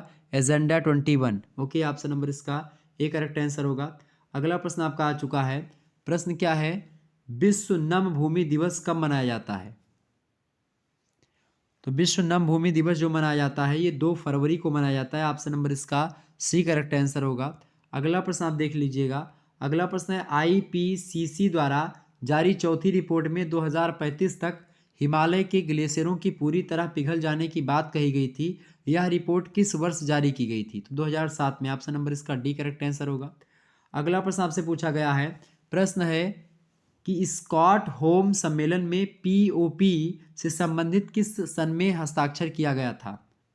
1998, 1999, 2001 या फिर 2000? करेक्ट आंसर इसका क्या होगा भाई? फटाफट से बताएंगे। इसका करेक्ट आंसर होगा 1998, ए ऑप्शन करेक्ट आंसर होगा। अगला प्रश्न आप देखिएगा। अगला प्रश्न आपका आ चुका है, 20 अक्टूबर 2012 को भारत के किस शहर में संयुक्त राष्ट्र का जैव विविधता सम्मेलन संपन्न हुआ था? चेन्नई, बेंगलुरु, हैदराबाद या फिर कोलकाता? इसका करेक्ट आंसर क्या होगा आपका? Hyderabad is right answer. 2012 में 20 अक्टूबर को भारत के हैदराबाद शहर में संयुक्त राष्ट्र का जैव विविधता सम्मेलन संपन्न हुआ था। ऑप्शन नंबर इसका सी करेक्ट आंसर होगा। अगला प्रश्न आप सभी लोग देखने का प्रयास करेंगे। अगला प्रश्न आपका आ चुका है आपकी स्क्रीन पर, देखेंगे सभी लोग। प्रश्न बड़ा ही अच्छा है। प्रश्न है कि भारत में जल प्रदूषण की रोकथाम हेतु जल प्रदूषण नियंत्रण अधिनियम कब पारित हुआ? बताएं। 1972, 1973, 1974 या 1980? करेक्ट आंसर क्या होगा? तो जल प्रदूषण नियंत्रण और निवारण अधिनियम जो पारित हुआ 1974 में पारित हुआ। ऑप्शन नंबर इसका सी करेक्ट आंसर होगा। अगला प्रश्न आप देखेंगे, कौन सा एक दशक अंतर्राष्ट्रीय प्राकृतिक आपदा का न्यूनीकरण दशक था?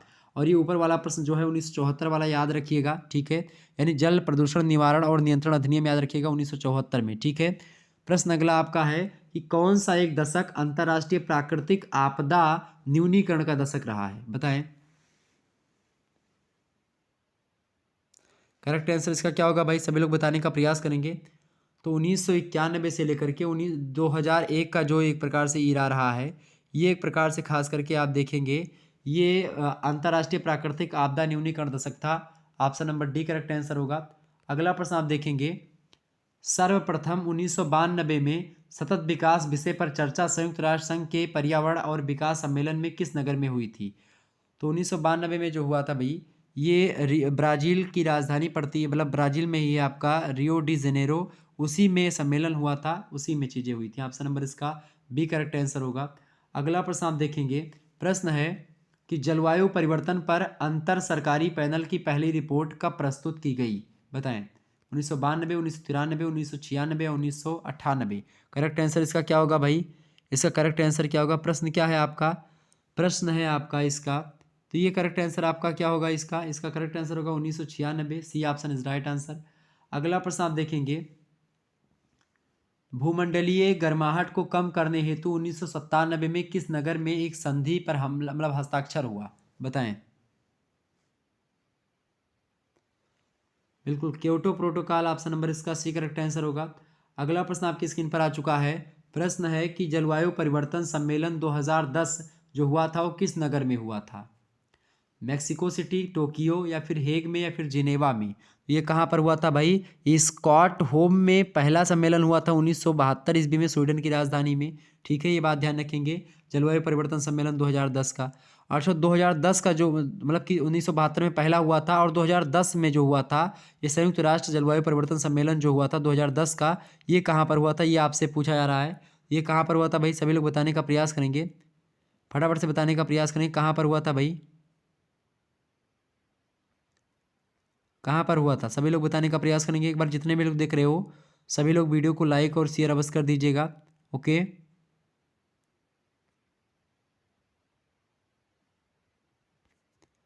बताएं भाई। जलवायु परिवर्तन सम्मेलन 2010 किस नगर में हुआ? ये कहाँ पर हुआ था भाई?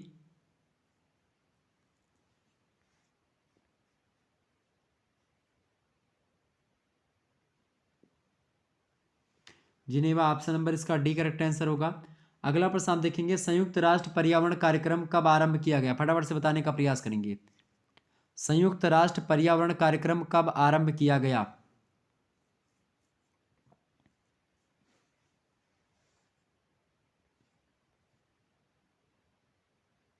बिल्कुल, ऑप्शन नंबर इसका 19 ए ऑप्शन होगा 1972 में। जब एक प्रकार से क्या हुआ था भाई, इस कार्यक्रम की स्थापना 1972 में ही हुई थी, पर्यावरण कार्यक्रम की, खास करके संयुक्त राष्ट्र पर्यावरण कार्यक्रम की। और संयुक्त राष्ट्र सम्मेलन हुआ था उसी में, स्कॉटहोम में हुआ था, ठीक है। और उसके बाद में मुख्य रूप से आप देखेंगे तो 1992 में प्रारंभ होती है। बाकी शुरुआत तो हो चुकी थी आपकी 1972 से ही, ठीक है। आगे बढ़ते हैं। अगला प्रश्न आपका आ चुका है, प्रश्न है बड़ा अच्छा, जैव विविधता दिवस मनाया जाता है, बताएं। जैव विविधता दिवस कब मनाया जाता है भाई? बिल्कुल 22 मई को मनाया जाता है जैव विविधता दिवस। ये चीज़ याद रखिएगा, विश्व जैव विविधता संरक्षण दिवस के रूप में हर साल 22 मई को मनाया जाता है। ओके, ऑप्शन नंबर इसका सी करेक्ट आंसर होगा। अगला प्रश्न आप देखेंगे, जैव विविधता का करार कब से प्रभावी हुआ? बताएं, जैव विविधता का करार कब से प्रभावी हुआ? बताएं, कब से प्रभावी हुआ भाई? बिल्कुल, ऑप्शन नंबर इसका ए करेक्ट आंसर होगा 29 दिसंबर 1993। अगला प्रश्न आप देखेंगे, यूनेस्को ने मानव एवं जीवमंडल कार्यक्रम के अंतर्गत किस वर्ष जीवमंडल कोष बनाया था? बताएं, करेक्ट आंसर क्या होगा इसका?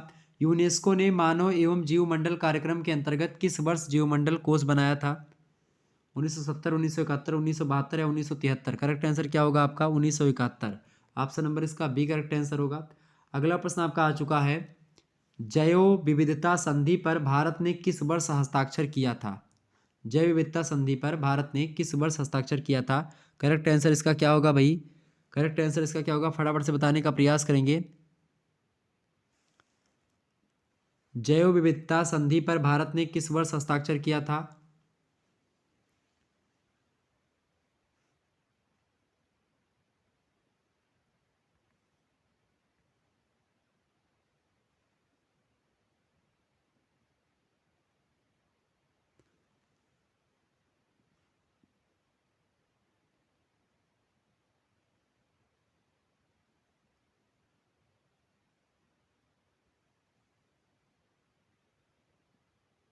बताइए भाई। 1992 में लागू जो है शुरू हुआ था, तो ऑप्शन नंबर इसका सी ही लगेगा, ठीक है, उसी में। अगला प्रश्न आप देखते हैं, वैसे उन्होंने 90 में मान लिया था भारत ने, लेकिन तो 1992 राइट आंसर आपका हो सकता है। अगला प्रश्न आप देखेंगे, विश्व में रामसर यानी कि आर्द्र भूमि संधि कब हुई? बताएं। और आपसे ये भी प्रश्न आपसे पूछा गया है आपकी बार परीक्षा में कि रामसर संधि किससे संबंधित है, तो आप बताओगे आर्द्र भूमि से संबंधित है, ठीक है। बताएं,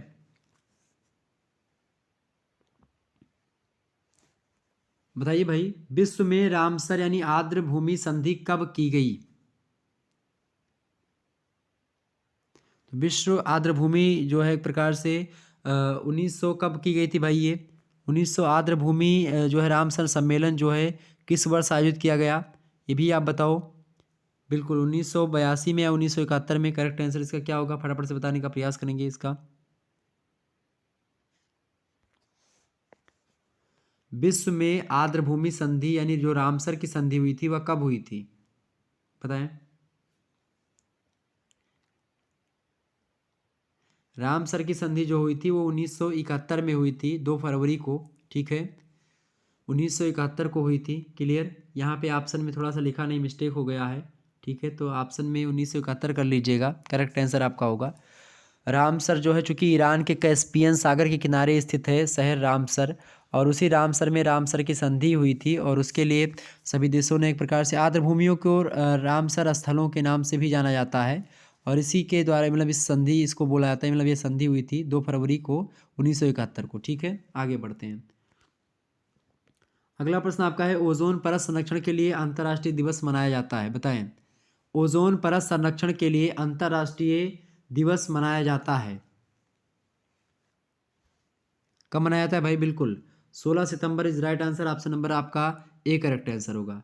अगला प्रश्न आप देखते हैं, विश्व पर्यावरण दिवस कब मनाया जाता है भाई?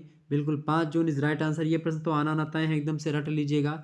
ये प्रश्न भी ओजोन परत वाला आपका आना तय है। अगला प्रश्न आप देखिएगा, आ चुका है। प्रश्न है, 19 नवंबर को मनाया जाने वाला दिवस कौन सा है? 19 नवंबर को कौन सा दिवस मनाया जाता है भाई? तो राष्ट्रीय आपदा दिवस बिल्कुल आपका करेक्ट आंसर होगा। अंतर्राष्ट्रीय पुरुष दिवस भी 19 नवंबर को ही मनाया जाता है। ठीक है, तो राष्ट्रीय आपदा दिवस कब मनाया जाता है भाई? राष्ट्रीय आपदा दिवस जो है ये भी आपका कब मनाया जाता है?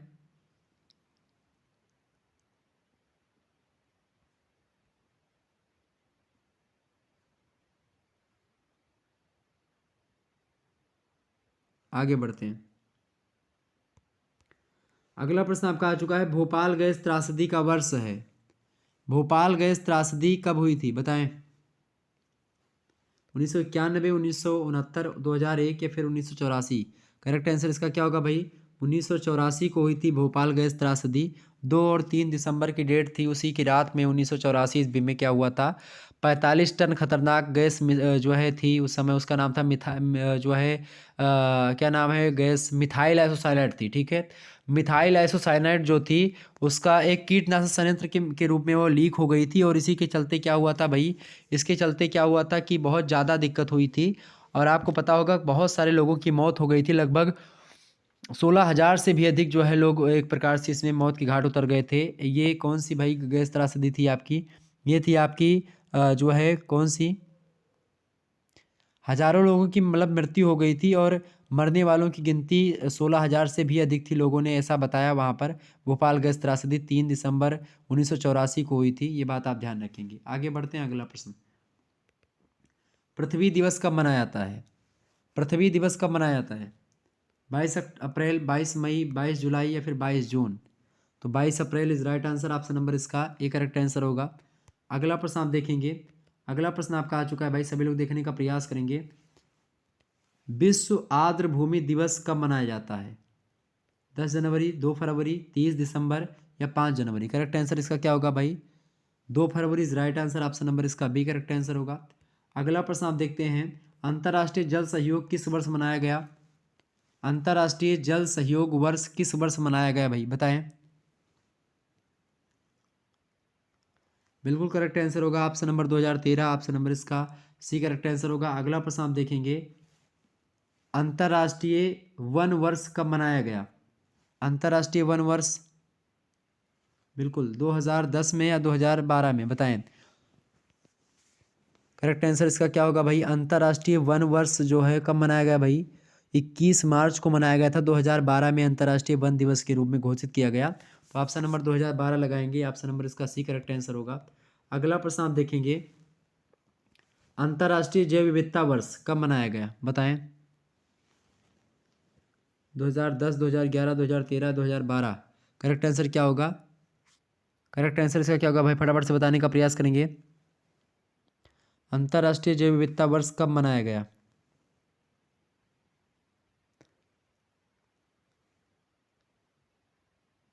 22 मई को तो मनाया जाता है, बिल्कुल हाँ। 22 मई को अंतर्राष्ट्रीय जैव विविधता दिवस के रूप में मनाया जाता है।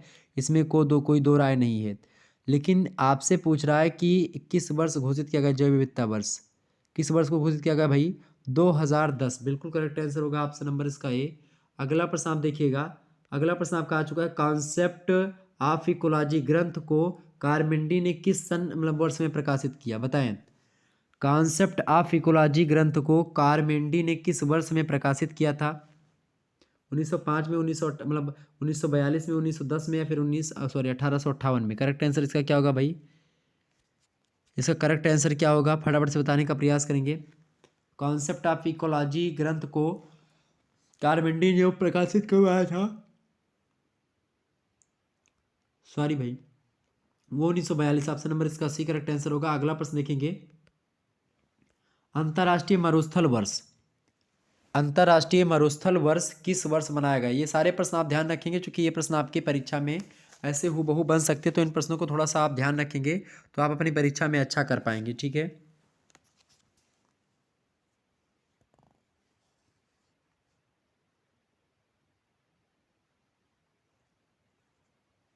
बताएं भाई, अंतर्राष्ट्रीय मरुस्थल वर्ष किस वर्ष मनाया गया?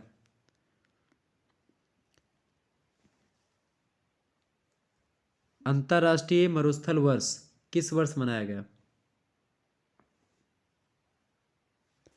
कब मनाया गया था भाई? फटाफट से बताने का प्रयास करेंगे।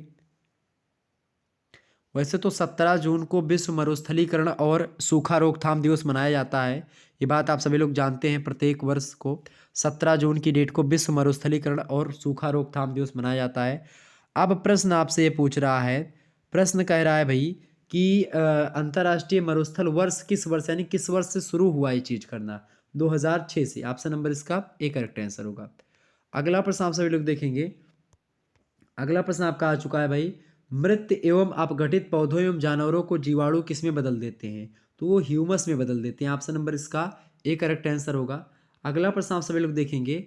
अगला प्रश्न आ चुका है आपकी स्क्रीन पर कि कौन सा एक कृत्रिम पारितंत्र है? बताएं, कौन सा एक कृत्रिम पारितंत्र है भाई? सरिता, सरिता माने होता नदी टाइप का, सोता या तालाब या पौधारोपणी? बताएं तो कौन सा कृत्रिम पारितंत्र है? पौधारोपणी। ऑप्शन नंबर इसका डी करेक्ट आंसर होगा। अगला प्रश्न आप देखते हैं, किस राष्ट्र ने अभी हाल में पारिस्थितिकी पर्यावरण के परिवीक्षण हेतु इन्वायरमेंट वन नामक उपग्रह छोड़ा है? तो किसने छोड़ा है भाई? भारत ने छोड़ा। ऑप्शन नंबर इसका बी करेक्ट आंसर होगा।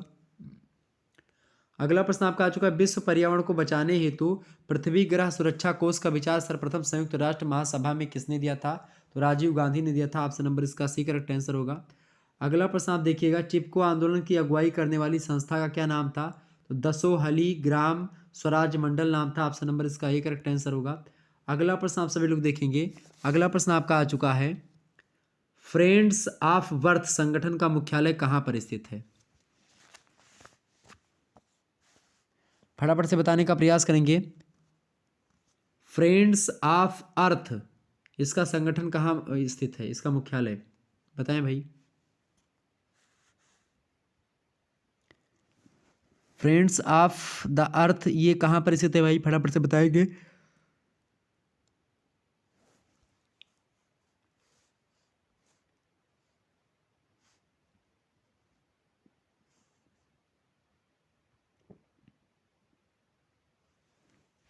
ये 73 देशों का एक समूह है, ठीक है। ये बात ध्यान रखेंगे, फ्रेंड्स ऑफ अर्थ संगठन, ठीक है।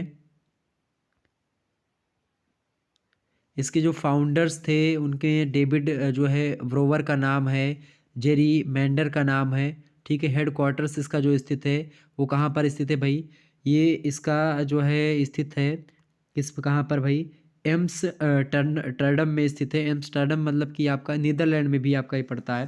नीदरलैंड में भी स्थित है मुख्यालय, और वहाँ पर भी। ऑप्शन नंबर इसका ये करेक्ट आंसर होगा। अगला प्रश्न आपका आ चुका है। प्रश्न क्या है भाई? ग्रीन पीस संगठन का मुख्यालय कहाँ स्थित है? ये सारे संगठन के मुख्यालय याद रख लीजिएगा। ग्रीन पीस संगठन का मुख्यालय कहाँ स्थित है? तो ग्रीन पीस जो संगठन है इसका मुख्यालय कहाँ पर स्थित है भाई? ये भी आपका एम्स्टर्डम में, यानी कि नीदरलैंड में ही स्थित है, ठीक है। नीदरलैंड। ऑप्शन नंबर इसका डी करेक्ट आंसर होगा। अगला प्रश्न आपका आ चुका है भाई, world wide for fund for nature का मुख्यालय कहाँ पर स्थित है? बताएं। प्रश्न आपका क्या है कि वर्ल्ड वाइड फॉर मतलब फंड फॉर नेचर की स्थापना मतलब कब हुई थी? आप उससे पूछे तो आप बताएंगे 1961 में हुई थी। और इसका मुख्यालय जो स्थित है वो कहाँ पर स्थित है भाई? इसका मुख्यालय जो स्थित है वो स्थित है आपका जो है स्विट्जरलैंड में ही स्थित है। और खास करके ग्लैंड स्विट्जरलैंड आप बोलेंगे तो ज़्यादा बेटर होगा। ग्लैंड Switzerland. Option number C correct answer होगा। अगला प्रश्न आप देखिएगा। अगला प्रश्न आपका आ चुका है भाई, पारितंत्र का जैविक घटक नहीं है। तो पारितंत्र का जैविक घटक क्या नहीं भाई? जल जो है पारितंत्र का जैविक घटक नहीं है। पेड़ पौधे, कीट और सूक्ष्म जीव ये जैविक घटक हैं। जल जो है ये अजैविक घटक है। अगला प्रश्न आप देखते हैं, भारत में पर्यावरण पहरेदार है, बताएं। भारत में पर्यावरण का पहरे मतलब पर्यावरण पहरेदार क्या है? नीरी। ऑप्शन नंबर इसका बी करेक्ट आंसर होगा। अगला प्रश्न आप देखेंगे, बताएं भाई, नीरी का फुल फॉर्म क्या होता है? एग्जाम में आपसे पूछा गया था। नीरी का फुल फॉर्म क्या होता है? फटाफट से बताएंगे। नेशनल इन्वायरमेंटल इंजीनियरिंग और रिसर्च। क्या होता है नीरी का फुल फॉर्म? क्या होता है? फटाफट से बताने का प्रयास करेंगे। बिल्कुल, नेशनल इन्वायरमेंटल इंजीनियरिंग रिसर्च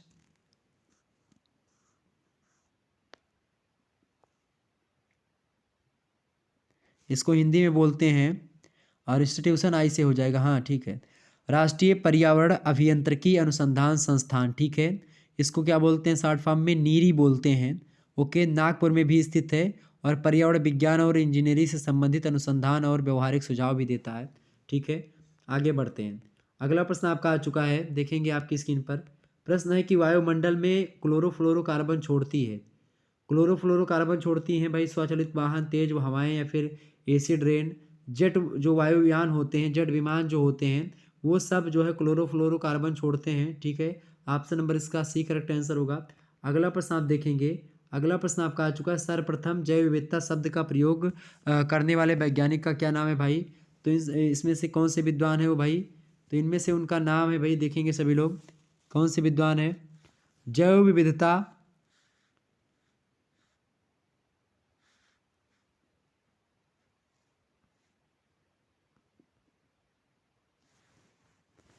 बताइए, प्रश्न आपसे कह रहा है कि जैव विविधता शब्द का प्रयोग सर्वप्रथम किसने किया था? ए नोर्स महोदय ने, या फिर वाल्टर जी रोंजन? बिल्कुल ऑप्शन नंबर इसका भी करेक्ट आंसर होगा। वाल्टर जी रोंजन महोदय ने 1985 में क्या किया था, जैव विविधता यानी बायोडाइवर्सिटी शब्द का प्रयोग किया था। अगला प्रश्न आपका आ चुका है, वायुमंडल में कार्बन डाइऑक्साइड का सर्वाधिक उत्सर्जन करने वाला देश कौन सा है? बताएं।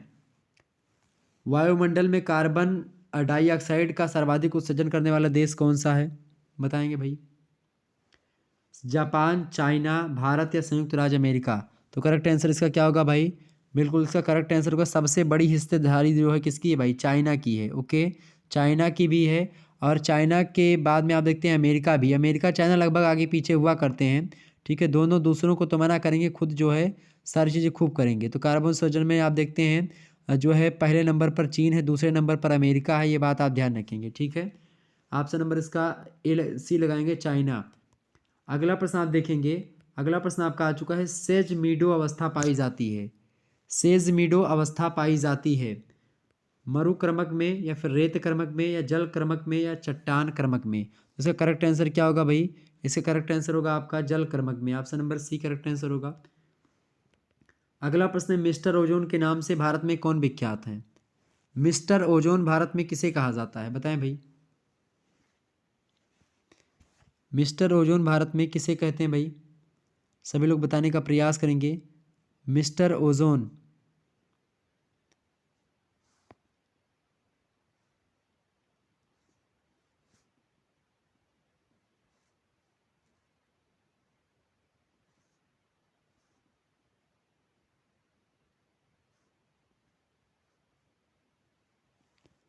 मिस्टर ओजोन किसे कहते हैं भारत में? के आर रामनाथम, या आर के चौधरी, या रामदासा, या फिर M S Swaminathan? Correct answer क्या होगा भाई?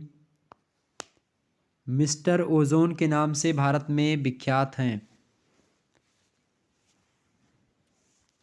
बिल्कुल ऑप्शन नंबर इसका बी, आर के चौधरी। अगला प्रश्न आप देखेंगे। अगला प्रश्न आपका आ चुका है, झील का हत्यारा कहलाता है। झील का हत्यारा कौन कहलाता है भाई? भूतापन जो होता है झील का हत्यारा कहलाता है, जो कि तापमान जब बढ़ता है तो झीलें वगैरह सुखा जाती है, तो झील का हत्यारा भूतापन यानी वैश्विक तापन, ठीक है। अगला प्रश्न आप देखेंगे। अगला प्रश्न आपका आ चुका है, एरोसोल का प्रमुख स्रोत होता है अम्ल वर्षा, ऑप्शन नंबर इसका ए करेक्ट आंसर होगा। अगला प्रश्न आप देखेंगे, केंद्रीय पक्षी शोध संस्थान कहाँ स्थित है, बताएं भाई। तो केंद्रीय पक्षी शोध संस्थान कहाँ पर स्थित है? तो ये आपका पड़ेगा इज्जत नगर बरेली, ऑप्शन नंबर इसका करेक्ट आंसर क्या होगा? Izzat Nagar Bareilly is right answer, option number इसका ए करेक्ट आंसर होगा। अगला प्रश्न आप देखेंगे, जल को सबसे ज़्यादा प्रदूषित करने वाला तत्व कौन सा है भाई? फास्फेट, ऑप्शन नंबर इसका बी करेक्ट आंसर होगा। अगला प्रश्न आपका आ चुका है, प्रमुख रेडियोधर्मी प्रदूषक है। प्रमुख रेडियोधर्मी जो प्रदूषक है आपका वो स्ट्रांसियम 90 है, ऑप्शन नंबर इसका बी करेक्ट आंसर होगा। अगला प्रश्न आपकी स्क्रीन पर आ चुका है, भारत के पर्यावरण एवं वन मंत्रालय के द्वारा उत्कृष्टता केंद्र स्थापित किया गया, फटाफट से बताएंगे। तो कहाँ पर स्थापित किया गया भाई? गुवाहाटी में, ऑप्शन नंबर इसका डी करेक्ट आंसर होगा। आगे बढ़ते हैं। तो तमाम सारे प्रश्न आपके आज हो चुके हैं, बहुत सारे प्रश्नों पर हमने चर्चा कर ली है। देखें, अगला प्रश्न है आपका, स्प्रे पेंटिंग के दौरान निकलने वाला प्रमुख वायु प्रदूषक है, फटाफट से बताने का प्रयास करेंगे। बताएं भाई, स्प्रे पेंटिंग के दौरान निकलने वाला वायु प्रदूषक कौन सा है? Hydrocarbon, option number A correct answer होगा। अगला प्रश्न आप देखेंगे, भारत में सीएनजी आधारित वाहनों का सर्वप्रथम परिचालन कहाँ पर हुआ? दिल्ली में ऑप्शन नंबर इसका बी करेक्ट आंसर होगा। अगला प्रश्न, रसोई गैस यानी एलपीजी के जलने पर कौन सी विषैली गैस निकलती है? बताइए भाई, कौन सी विषैली गैस निकलती है? कार्बन मोनोऑक्साइड निकलती है, ऑप्शन नंबर इसका बी करेक्ट आंसर होगा। सॉरी, क्या पूछा गया आपसे? बताएं भाई, रसोई गैस में एलपीजी के जलने से कौन सी विषैली गैस निकलती है? एलपीजी के जलने से कौन सी गैस निकलती है बाबू?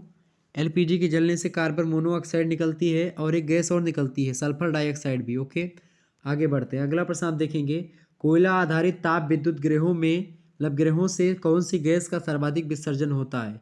किसका भाई? कोयला कोयला आधारित ताप विद्युत गृहों से कौन सी गैस का सर्वाधिक विसर्जन होता है? बताएं। Sulphur dioxide, carbon monoxide, CFC यानी क्लोरोफ्लोरोकार्बन, या नाइट्रस ऑक्साइड? बताएं करेक्ट आंसर क्या होगा इसका भाई? बिल्कुल ऑप्शन नंबर इसका ए करेक्ट है, सल्फर डाइऑक्साइड। अगला प्रश्न आप देखिएगा, किस उद्योग में विलायकों के द्वारा सर्वाधिक वायु प्रदूषण होता है? किस उद्योग में विलायकों के द्वारा सर्वाधिक वायु प्रदूषण होता है? तो पेंट और पॉलिश में, ऑप्शन नंबर इसका ए करेक्ट आंसर होगा। अगला प्रश्न आपका आ चुका है, किस महानगर को स्मॉग सिटी कहा जाता है? बताएं, स्मॉग सिटी किसे कहा जाता है? स्मॉग सिटी के नाम से किसे जानते हैं भाई? स्मॉग सिटी के नाम से किस महानगर को जाना जाता है? दिल्ली को, इंदौर को, कोलकाता को, या फिर भोपाल को? तो भाई किसको जाना आता है स्मोक सिटी के नाम से? स्मोक सिटी के नाम से किसे जाना आता है भाई? सभी लोग बताने का प्रयास करेंगे। किस महानगर को स्मोक सिटी के नाम से जाना जाता है? फटाफट से बताने का प्रयास करेंगे। इसका करेक्ट आंसर क्या होगा भाई? स्मोक सिटी, ऑप्शन नंबर इसका डी करेक्ट आंसर होगा, कोलकाता। आगे बढ़ने का प्रयास करते हैं। एक बार जितने भी लोग देख रहे हो फटाफट से वीडियो को लाइक और शेयर अवश्य कर दीजिएगा। ओके, सभी दोस्तों के पास अपने वीडियो को शेयर कर दीजिएगा। ओके,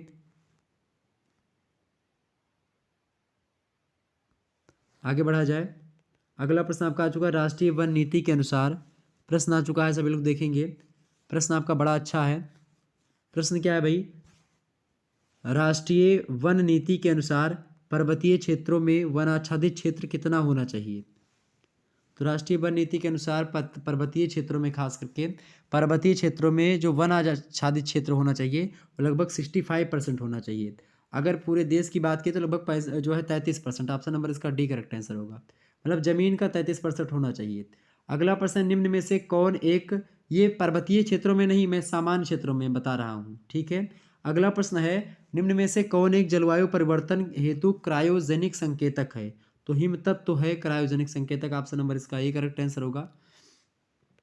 अगला प्रश्न आपका आ चुका है, सिंचित क्षेत्र में लगातार जल एकत्रित होने से कौन सी समस्या उत्पन्न हो जाती है? जल आक्रांति की समस्या, ऑप्शन नंबर इसका ए करेक्ट आंसर होगा। और सिंचित क्षेत्र में लगातार आप जल एकत्रित करेंगे तो बिल्कुल जल आक्रांति आ जाएगी, ठीक है।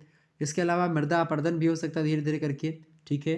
अगला प्रश्न आप देखें, जलाक्रांति की समस्या से सर्वाधिक प्रभावित राज्य कौन सा है? जलाक्रांति सबसे अधिक जो प्रभावित राज्य है वो अपना पंजाब है, ऑप्शन नंबर इसका ए करेक्ट आंसर होगा। अगला प्रश्न आप देखेंगे, शांत ध्वनि की सीमा है, शांत ध्वनि की सीमा कितनी? 60 से 75 डेसिबल। ओके, प्रश्न क्या आपसे है? शांत ध्वनि की सीमा, शांत ध्वनि की सीमा कितनी डेसिबल है भाई?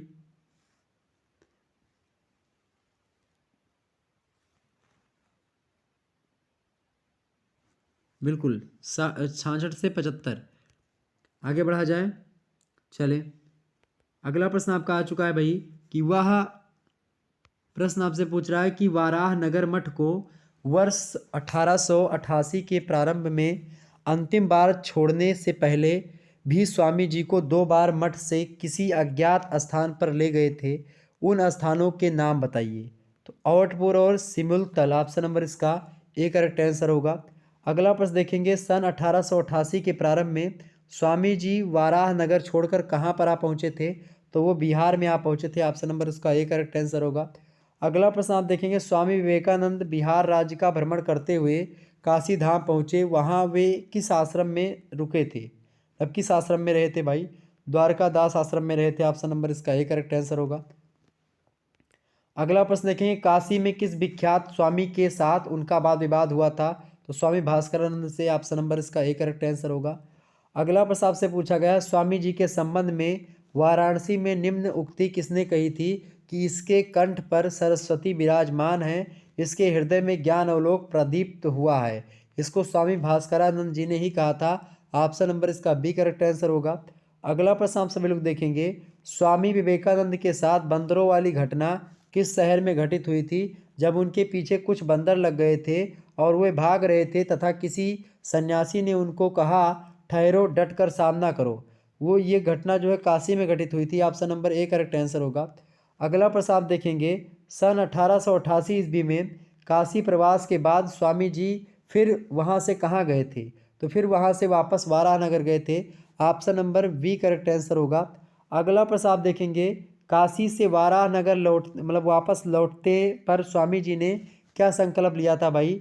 स्वामी जी ने वेदांत दर्शन के, आत्मा के जो है दिव्यत्व तथा जगत के अखंडत्व को ग्रंथों तक सीमित ना रह करके जीवित की परेशानियों से जूझ रहे आम आदमी में उसका घर घर जाकर प्रचार करेंगे। Option number C correct answer होगा। अगला प्रश्न आप देखेंगे, अगला प्रश्न आ चुका है, श्री रामकृष्ण मिशन बताएं भाई। श्री परमहंस, श्री रामकृष्ण परमहंस बंगाल के किस जिले में रहने वाले थे, Hooghly. Option number B correct answer होगा। अगला प्रश्न आपसे आ सकता है कि श्री रामकृष्ण परमहंस के गांव का क्या नाम था, तो कमार पुकुर नाम था। ऑप्शन नंबर इसका ए करेक्ट आंसर होगा। अगला प्रश्न, श्री रामकृष्ण जिस मंदिर के पुजारी थे उसे किसने बनवाया था, रानी रासमणि ने बनवाया था। अगला प्रश्न आप देखेंगे, रामकृष्ण जिस मंदिर में पुजारी थे वह कलकत्ता में किस स्थान पर स्थित था, वह दक्षिणेश्वर स्थित था, दक्षिणेश्वर का। अगला प्रश्न आप देखते हैं, श्री कृष्ण परमहंस सिद्ध संत थे, तत्कालीन समय में उन्होंने सबसे पहले ब्रह्म समाज के किस बड़े नेता को प्रभावित किया था, तो प्रताप चंद मजूमदार को। ऑप्शन नंबर इसका ए करेक्ट आंसर होगा। अगला प्रश्न आप देखेंगे, बालक नरेंद्र नाथ ने अपनी किशोरावस्था में सबसे पहले किस संगठन की सदस्यता ग्रहण की थी, फटाफट से बताने का प्रयास करेंगे।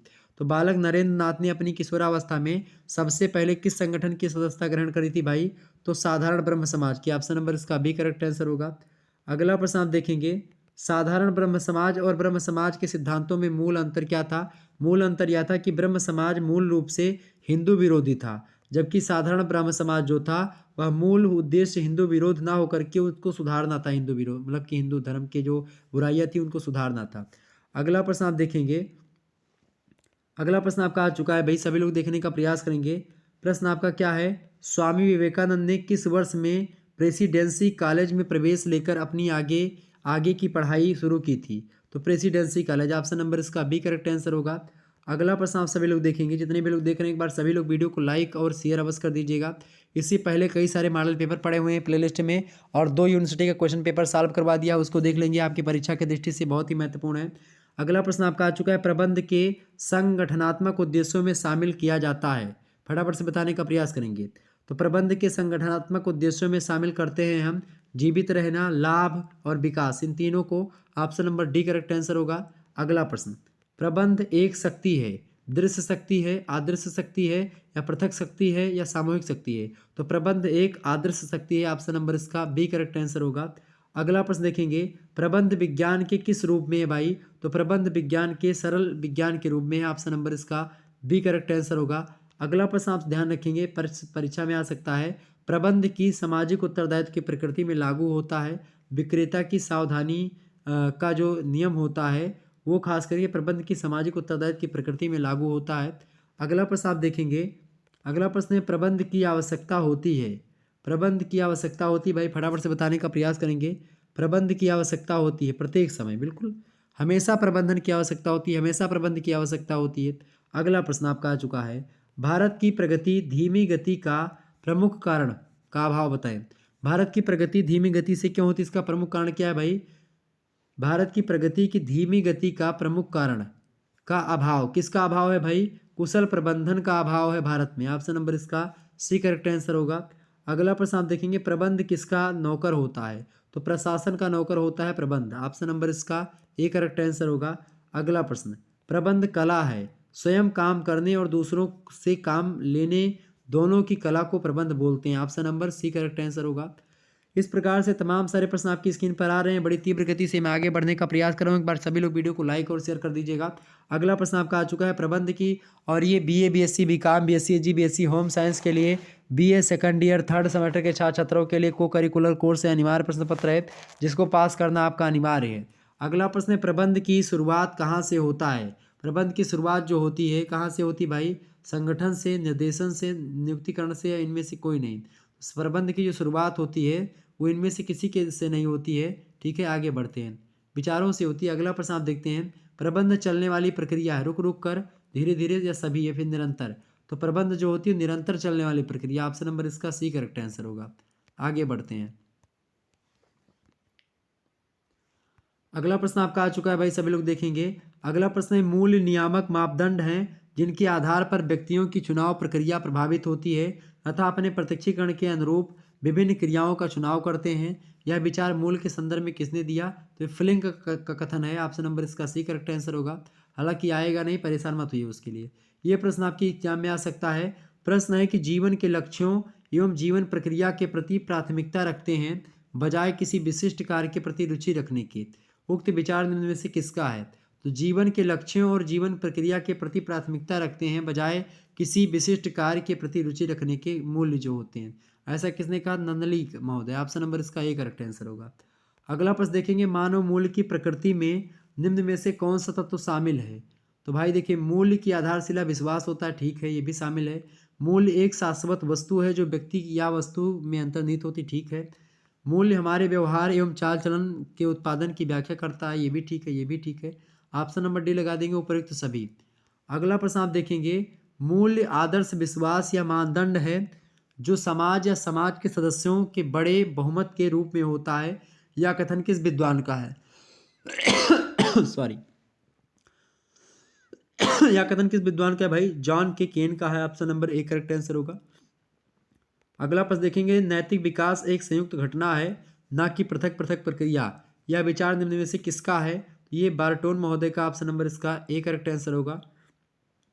अगला प्रश्न देखेंगे किसी वस्तु के लिए वे रुचिकर वस्तुएं मूल्य कही जा सकती हैं जिसके आधार पर व्यक्ति की रुचि एवं वस्तु में एक संबंध स्थापित हो जाता है। यह विचार निम्न में से किसका है। यह विचार पर्सी का है। ऑप्शन नंबर इसका बी करेक्ट आंसर होगा। अगला प्रश्न आप देखेंगे भारत में सूचना प्रौद्योगिकी अधिनियम कब पारित किया गया। तो भारत में सूचना प्रौद्योगिकी अधिनियम जो पारित किया गया था 2000 ईस्वी में। Option number A correct answer होगा। अगला प्रश्न आप देखेंगे। अगला प्रश्न मूल्य वह साधन है जिससे बालक एवं मनुष्य का समाजीकरण किया जाता है। यह विचार निम्न में से किसका है। तो ये प्रोफेसर सौरभ सिंह का है। ठीक है, इस प्रकार से आपने बहुत सारे प्रश्नों को समझा। आपका और एक जो है महासंग्राम वीडियो, महासंग्राम 2.0, इसका भी ला दूंगा मैं। महासंग्राम वीडियो 2.0 जो है पर्यावरण मतलब मानव मूल्य और पर्यावरण अध्ययन का, उसमें मैं लाने का प्रयास करूंगा। तो आप सभी लोग उसके लिए तैयार रहिएगा। बाकी बहुत सारी वीडियोस आप देखते हैं। पॉलिटिकल साइंस का पॉलिटिकल प्रोसेस इन इंडिया वाला क्वेश्चन पेपर, ये आपका ये भी मैंने सॉल्व करवाया था। आप इस वीडियो को देख लीजिएगा, बहुत महत्वपूर्ण है आपकी परीक्षा की दृष्टि से। ओके, ऑब्जेक्टिव टाइप का क्वेश्चन पेपर है, 75 ऑब्जेक्टिव क्वेश्चन इसमें आपको मिल जाएंगे, आप देख लीजिएगा। ठीक है, चलिए इसी प्रकार से, और आपको बता दूं कि बहुत सारे प्रश्नों पर मैं चर्चा करता रहता हूं लगातार। इसी प्रकार से आने वाले समय में आपको और भी वीडियोस देने का प्रयास करूंगा। तो यह वीडियो अंत तक आप लोगों ने देखा, इसके लिए बहुत बहुत धन्यवाद। वैसे अंत इसका नहीं हुआ है, इसका पार्ट 2 भी हो सकता है, मैं लाने का प्रयास करूंगा। वही महासंग्राम 2.0 के नाम से आपका आ जाएगा। ठीक है, पार्ट 2 भी आगे फिर मिलते हैं नेक्स्ट वीडियो में। तब तक के लिए जय हिंद, जय भारत। आप सभी का बहुत बहुत धन्यवाद हमारे साथ जुड़ने के लिए। इसी प्रकार से अपना प्यार हमेशा बनाए रखिएगा। Good night, I love you. सभी लोगों को गुड नाइट, सभी लोगों को राम राम। ओके, धन्यवाद।